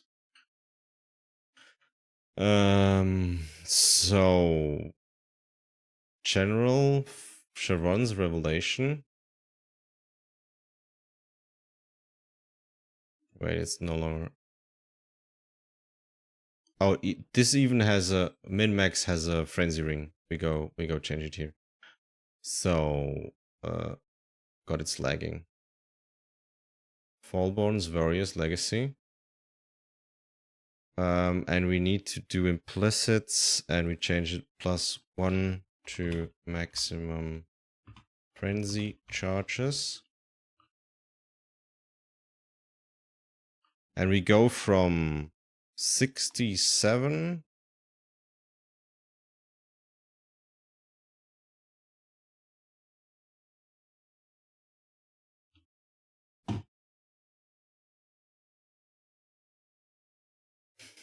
to 79. That's 10 million damage. And now we'd have 11. Wait, why do we have 11 charges? That makes kind of no sense. We should have 8. What? Why the fuck would we have 11? Oh, Resonating Shrine, that's why. Okay. Right. Screams of Desiccated. What? Imbued supports are gone. Screams of Desiccated is gone. No! Man, that was the best belt. Okay. I mean, imbued supports, I don't really care that much, but Screams? Oh, man. Well, have to rework the entire fucking thing. Okay, back to reading we go. I mean, we only care about that, though. Frenzy. Back to match, but not even really. We stay we stay on what was it, Darkness in Front for most of the time. I mean, you can do match, but the gain is somewhat not too high on this build.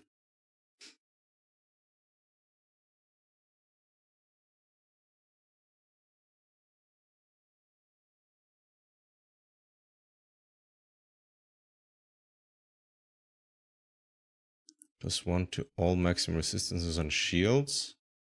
Okay. Versatile combatant on shields. What the fuck? That's a keystone. I mean, we are literally right next to it, but that would be an entire skill point.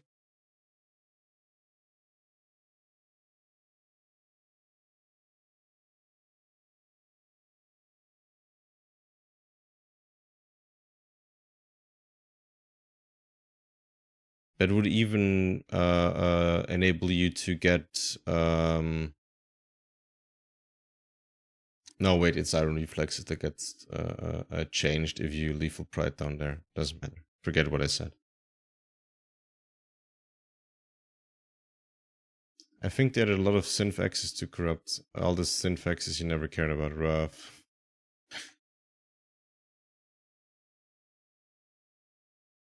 Yeah, don't really care about any of these increased light radius on helmets.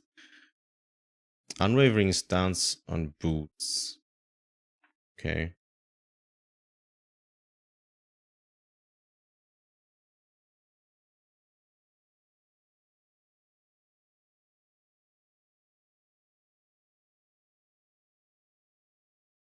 Socket gem supports. Enemies you kill have a chance. Do you need to that is a pretty decent thing. Allows chain +1 time. Okay. Well, very, very obviously this is going to be the thing for rings. We will have so many, so many corrupted rings on trade. Reduced area damage taken from hits on shields. Reduced damage taken from protection hits on shields. Chance to block from shields. Fuck, that is gone. That means we'll have a little bit of a harder time to cap our block. Is there a new increased chance to block on shields? I mean, that could replace it actually. This is quite surely better on Aegis, right?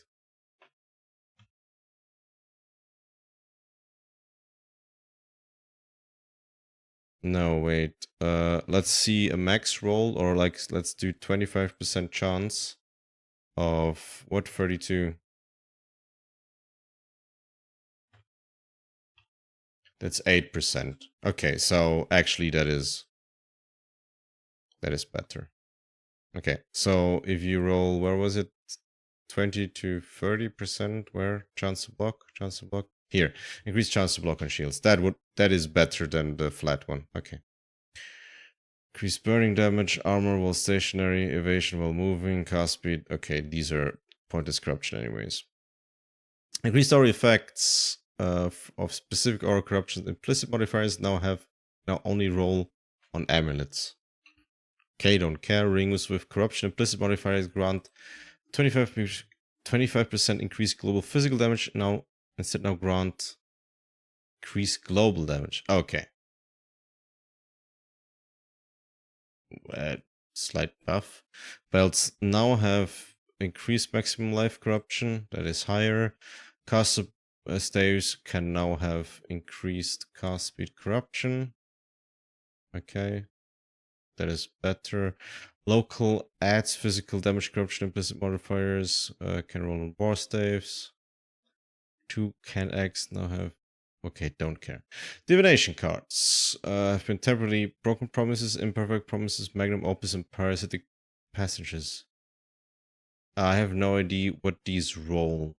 Let's just quickly see what one of those does, so we can. Okay, that is synthesized items that can no longer roll. The Apocalypse Divination card now states the reward is corrupted. This is purely a descriptive change. It has stayed the same. No rewards are rare talisman. The Catch and Matryoshka Divination card rewards are no longer incubated. Okay. The Home Divination rewards an exceptional support gem now. Okay, that was kind of nerfed now because there's so many shit exceptionals. Don't care about Ruthless, monster changes, don't care. Okay, actually I care. What? Rare monster rewards modifiers for transforming all items to armor or all the items to weapons have been removed. Other reward modifiers transformation still having the same chance to occur as before, although the Horn Scarp tradition is more powerful as a result of this change. Okay. Soul Eater now expires faster on non-players, and Eaten Soul is lost every 0.2 soul seconds if a soul has not been gained in the last 2 seconds. Okay, so you can now kind of make Soul Eaters expire. The exploding orbs for minions, fire, cold, and lightning explode on death. Rare monster modifiers now only explode after its duration, even if you're not. Oh, okay. That is a very, very, very, very tiny improvement. Quest. Faster casting, faster attacks. Okay. Monifuse stuff is now offered for the Templar for completing the Intruder's Black and can be purchased by Witch and Shadow. Okay. Quality of life changes. You can now right click the icon on your animated guardian to review the currently equipped items, though you cannot remove or replace items from this window. Yeah, I saw this one. Doesn't really affect me, I think, because I think we still don't want to play animated guardian, but yeah. That is pretty nice. I don't, because I think to play animated guardian still needs some supports open and everything, so don't care, I think. The majority of currency items, fragments, divination cards, and other stack will now stack up to 10,000 instead of 5,000. Okay, that's good. That just means it will bring me like about 5,000 mirrors off of my full stash goal of every currency. Repeat applying currency. Repeat applying currency item no longer drains each stack in your inventory one at a time. It will now instead drain stacks fully before moving on to the next stack in reverse order that were added into inventory. That is minor quality of life. It was, god damn it, that is the most minor thing ever. But still, it has bothered me before. The pop-up showing expedition remnants while placing explosives now also show the number of remnants affected by explosives and the total number of remnants in the area. Okay. The confirmation window for releasing Immortal Syndicate members can now be skipped with Control-Click. You can now use the instance manager to create and join new hideout areas without changing your selected hideout type. Okay. I mean, sometimes hideouts were crashing, so maybe useful. Increases the number of the characters visible on the character selection screen when there are no events or private leaks. Okay. Total effect of the wither debuff is not displayed. Or the debuff bar. Okay. Copying an item's text now always copies the advanced description format. What the fuck? Doesn't that mean Craft of Exile is now kind of useless? Because, oh wait, isn't... Wait, when you paste something? Oh, yeah, you need the advanced item description. That will make instead POB useless, because POB will like inflate the numbers if you use the advanced description. Yeah, it means it's better. But POB is broken now. They will have to do a fix. Searching by the item section will now match the advanced description format. Okay. Improved search highlighting on the passive tree. Okay. Bug fixes. I don't think we care about bug fixes.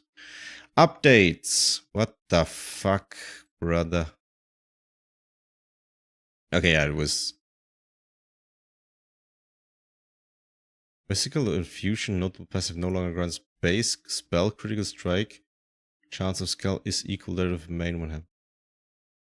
It now grants critical spell strike chance bifurcates and 30% less. Huh? You said it was removed to 50%.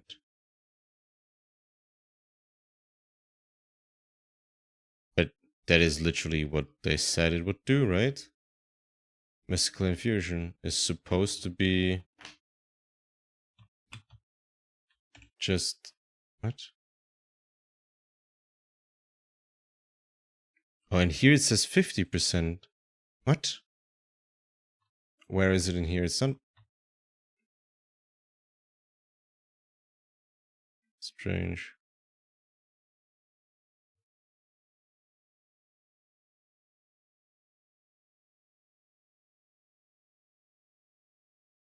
Usually if they change something because there was clearly 30% and it still says 30%, there must have been an issue here. So mystical infusion.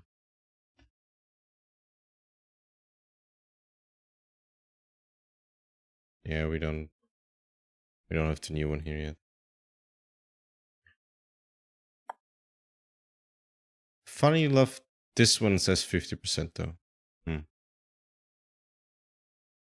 There were some cases where you couldn't copy advanced description for some reason, like from trade screen. Yeah, true. I've had issues where I wanted to see if crafting an item I would buy would be nice to craft on, because I couldn't see the options that were still able to roll for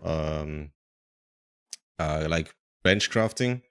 That is improved, but if you advanced description copy something and you put it into POB, it will have inflated values. It's very strange.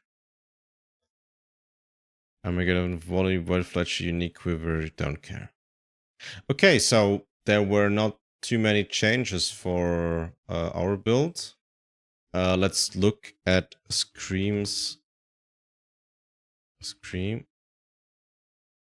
Desiccated. Okay, there's no mention of it, and it just probably means, yeah, Mirage is gone, so since they don't explicitly say it was moved to core, it's just, yeah, gone. Okay, that is actually pretty sad. I will say that is pretty sad. I love the new shield. The new belt. Echoing was insane, man.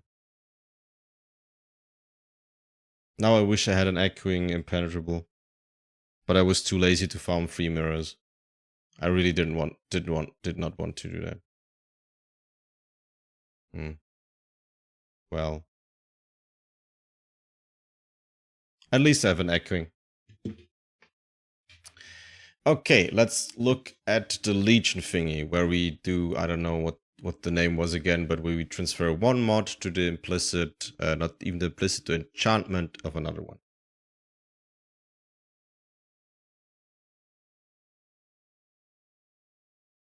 So, the Q&A panel dodged whether the imbued gems and belts are gone, but implied that anything not mentioned thing is going to get shelved until Mirage goes core. Yeah, that is what is essentially just implied, yeah. Okay, hits can't be invaded from Lyco Zidane. Would be a good contender to move over. So that way we wouldn't need Resolute Technique. So wait. We could simulate this with apply corruption. You can get two things. You can get the increased attack speed, that is pretty insane. And you can get a fortify and get a new implicit on your chest. You can get both if you're rich. And then you can also wait. I'm just gonna do this here. Your hits aren't be evaded. So that would be an improvement of 7%, because 7% base attack speed. Let's do the average of 6, right? So that's 6.2 combined DPS. That is obviously pretty good.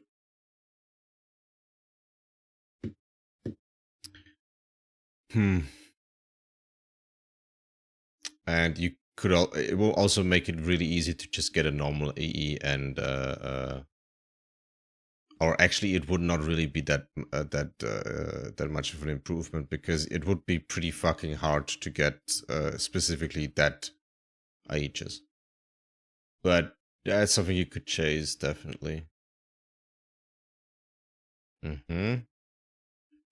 We would need to confirm if this even is possible. Okay, what else could we do? Definitely won't be able to get chance to block Lucky. That would be insane. I don't think they will allow that.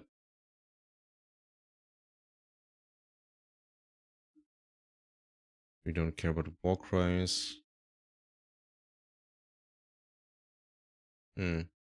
Unwavering stance would also be very nice. That is like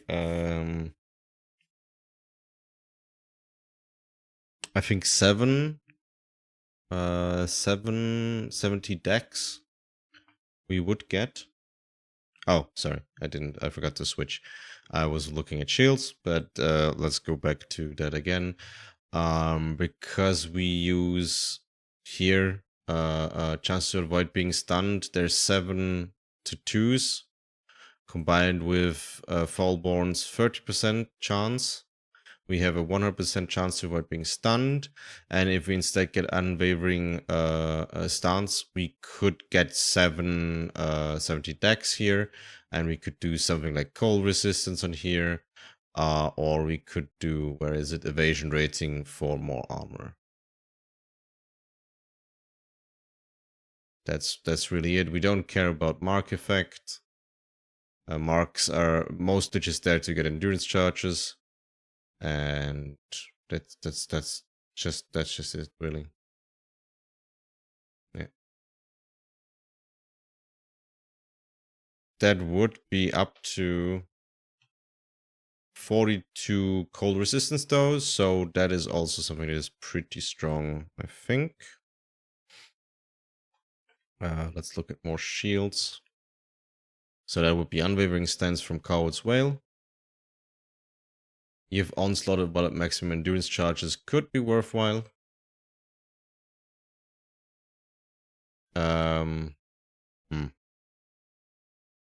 Physical thickness, fire damage is, yeah.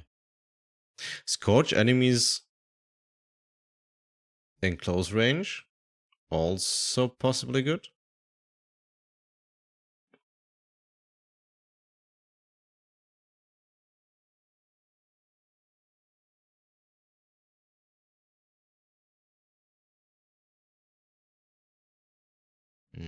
Let's see, reflection would be probably insane to move over. It's also still very expensive, right? Like very kind of expensive, I think. That would be insane. Chance for elemental resistant counters being 90 against enemy hits. That would be some free defenses.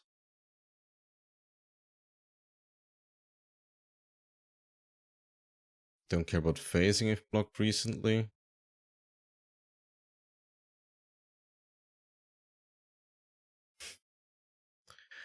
That would be just beyond insane if you could get a Zadi crest lucky.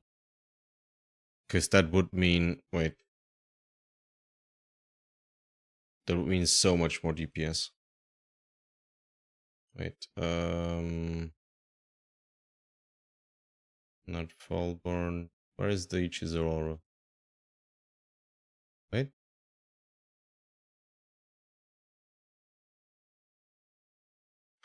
Is that specific to Aegis Aurora? Oh, this is the good one. This is the good Aegis. This is double corrupted. This one. This one? No, it's not this one. This one. This is the Aegis Aurora I have currently equipped. And if we add this, that's 12% increased DPS. You can't wait. Let me show you. That's 12 fucking %, because that means your Voice of the Storm lucky would get rolled twice. If you can do that, that would be pretty fucking insane. So DPS wise, this is by far the best thing you could roll over. if it works. Yo, hey, no good, Nick. I think you said before you had to run, right? Finishing packing, running to the airport. You're at the airport right now.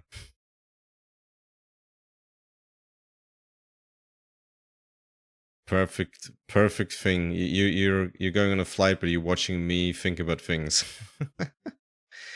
Sweet. Where are you going?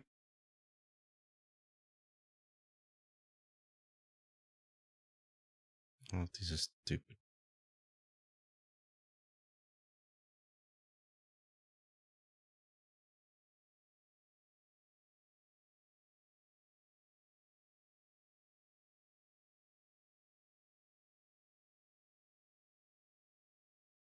Go to Japan. I figured it wasn't far enough.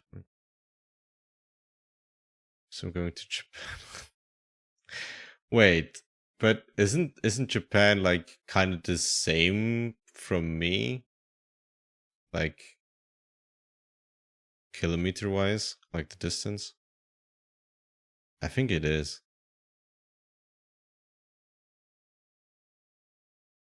Also, have fucking fun in Japan. It's probably going to be nice. Japan vacation.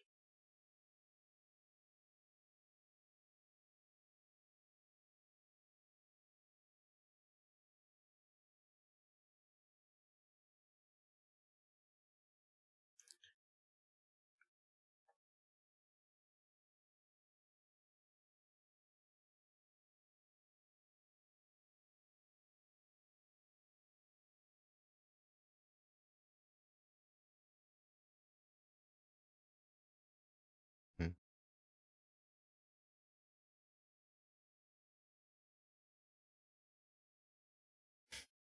If you could isolate the +4 to maximum resistance from Sephiroths, that would be good.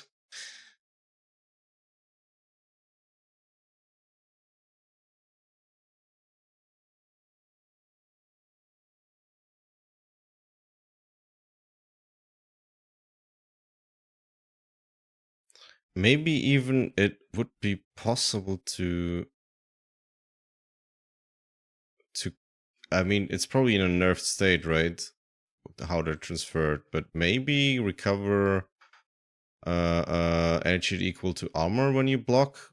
Move it to another shield would be good, maybe, question mark. On the super high energy shield one. I have to look at it in a second.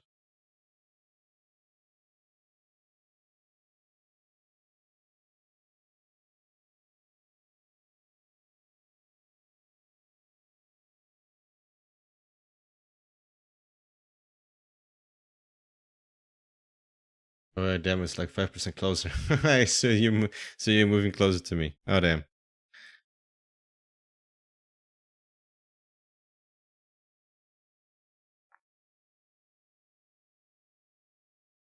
I think all the P and Shrouded buff is going to be real, and it's going to be insanely expensive for the currency. Yes, it kind of makes sense, yeah.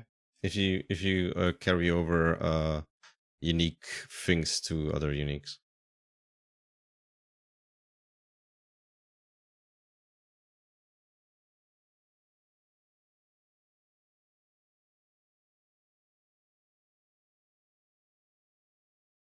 Okay, so best contender for damage is Lucky on 2 Aegis.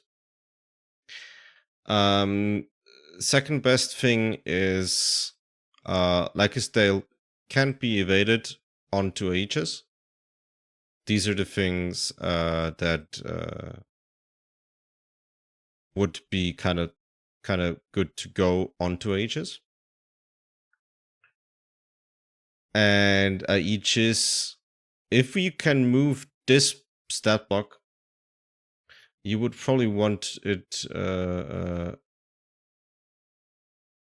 No, you can't do it on Emperor's Vigilance. It doesn't. No, impossible. God damn.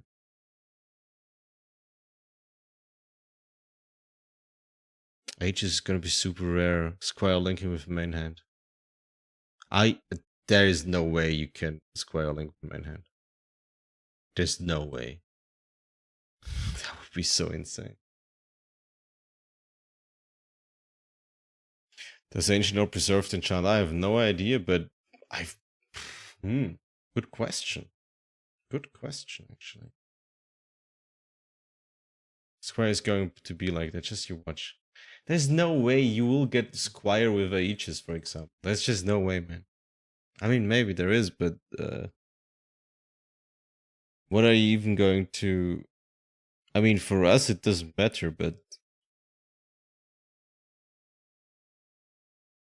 why wouldn't Squire work? Because it would be too OP. Like, they very surely won't be able to like carry over any stat as an enchant. Otherwise, you would get chance to block his lucky Svelin. Like if you do chance to block his lucky on Aegis, if you carry this over, this is the improvement. Wait, like what the fuck, dude? I mean, we have infinite EHP already, but this is going to go from 66 to 87. 90% block with Aegis. Like, what the fuck? That is not a thing that will exist. I don't think that it's going to happen. It's just no can do. I don't think that's going to be happening. I don't think so. I think that would be way too OP. You're going to have to scry 100 Svelins to go in there. But are you going to be able to afford 100 Svelins and 100 Enshrouded Orbs? Just want to hit it. I mean, maybe it's going to be the most chase thing that is possible. Maybe.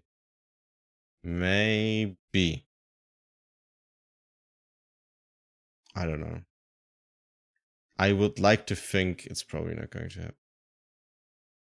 My personal contender would be Azadi onto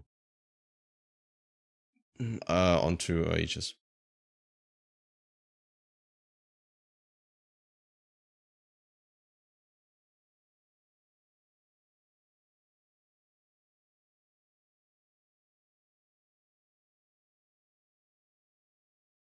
Yeah. Azadi would be so much DPS. And even if you like, I don't know. The only thing that would work with Squire really, like if you do, wait, where is it? If you carry over Squire to some other shield, it would only be something like with a 11 link setup flicker, and I don't know what you would even want as in a shield from that. Also, keep in mind base outcomes can't be on boss or replicate ups. So that does limit the power quite a, though it doesn't matter for Aegis. 1,000,000,7 leaks are going to be melted down this way.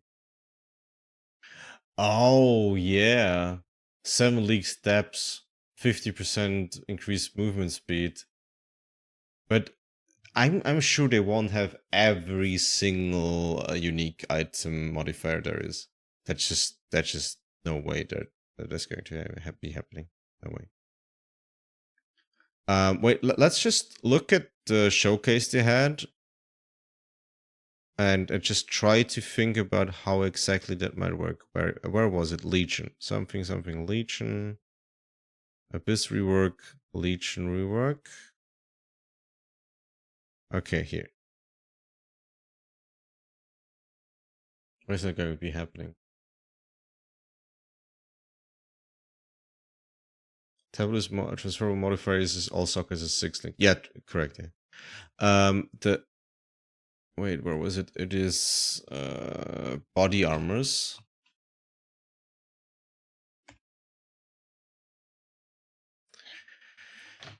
Taken as fire.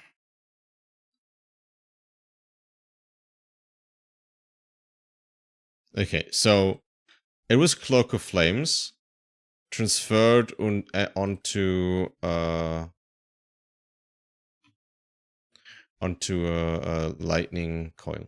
So 50% from this, and 20% of physical damage taken as fire, because there was a 20% damage taken on the example item. And shrouding is core. Including buffs to specific. Okay, I want back to the Legion rework. Let's go to Legion rework. Here. Okay, so we're going to look at this. Enshrouding crystals allow you to transfer powerful modifiers from one unique item onto another. Here are some more examples of vestigial unique items. Helmets, boots. Movement speed is 150% of its base value. It just even that is... What the fuck is that? What is that? What item is that? I have not used that item before.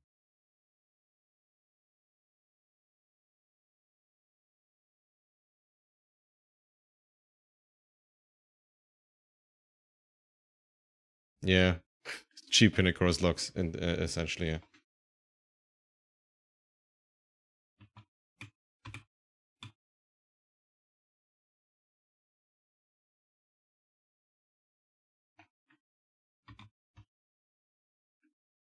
Ah, your movement speed is 150% of its base value. Stampede. And that transfers at 100% efficiency. But Cam's only had 250 life. So that means it is handpicked what transfers and at what values. That means they will probably not allow very stupid things. Shields. Here's a Aegis with elemental Aegis when equipped. Don't want that, but I don't think they will allow Svelin. That's just... I mean, maybe they do. I don't fucking know. Body armor. And here is 20% of physical damage taken as fire damage, and that is only 50% because I just had it open. That was a Cloak of Flames at 40% changed to 20% as fire damage. I mean, maybe they do allow swelling, but maybe they do. I don't know.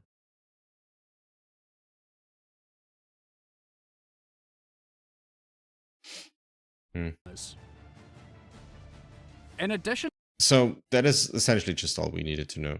Some of them are nerfed, some of them are transferable at 100%. We don't know if there's specific like mods that can transfer. For example, if we take the example of Cloak of Flames, 20% of physical damage taken as fire damage can be transferred, and maybe there's also fire damage to melee attackers that can transfer. So maybe not just one, but multiple options per item. That would also be a possibility.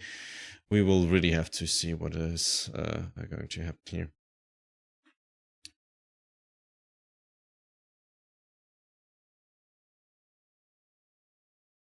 Or what just happened? All the soccer, watching people here cheering and clapping. I don't know why. I mean, probably the game is over, right? Oh, Spain won. Congrats, Spain. I think like everybody was cheering for Spain because they didn't want Argentina to win because of Messi. And it is just over. Share this experience. People are celebrating. Wow, yeehaw. Yay, I care about football. Okay, that says yesterday. I mean, it is yesterday. It's like literally 3 minutes past 12. So technically, yeah.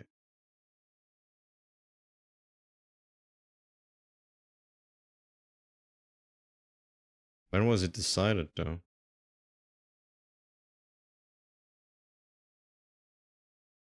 I have no fucking idea.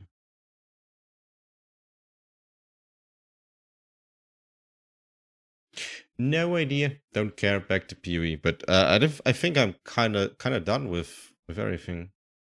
So it's too late to finish the PoB, but yeah, we're going back to Darkness Enthroned, Satch, Mageblood. probably not worth it all. I mean, do I still have the Uber Tank 4? Yeah, I have it.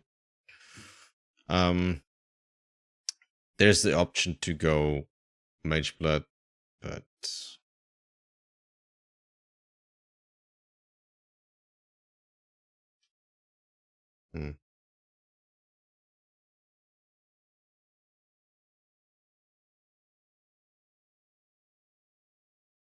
it's just not that good because we have such high block and we can go wait game. Yeah, we can just go for a block, charge block flasks. Just Headhunter and chill. I mean, you can also go Headhunter, but Headhunter isn't all that good, really. Mostly because Headhunter mostly does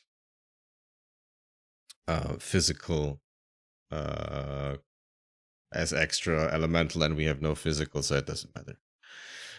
You can go Headhunter, but it's more a meme than anything good. I mean, just do Headhunter if you want to. It doesn't matter much. It's just you going to want to avoid being shocked somehow still, because we're relying on shock avoidance for Stormshroud. Yeah, I think I'm going to stick with DE. DE is so versatile. So, okay, that's it. I will be hopefully be able to at least do a PUB update. I don't know if I'm going to make a video before I know about all the changes in detail, like what things can be transferred in ages. Maybe I'll do a quick video before release. If I do, I have no idea how or when. Maybe on Tuesday. I'm so packed this week. I'm at a theater on Monday, on a birthday on Wednesday. I have a date on Thursday. I have I'm on a film set on Friday, and I will need to somehow be able to go back. It's 24th, right? That is when the league starts, and so I will need to be back by then. That's it. Yeah. So pretty packed schedule, pretty tight, but yeah. For the most part, things remain unchanged, other than, well, obviously the big change to screams, so no longer high-end screams within resonating and echoing. Sad as fuck, but it is what it is. Alright, thank you all for watching, and hope to see you in the next one, probably on League Start. So, yeah. Have a good one.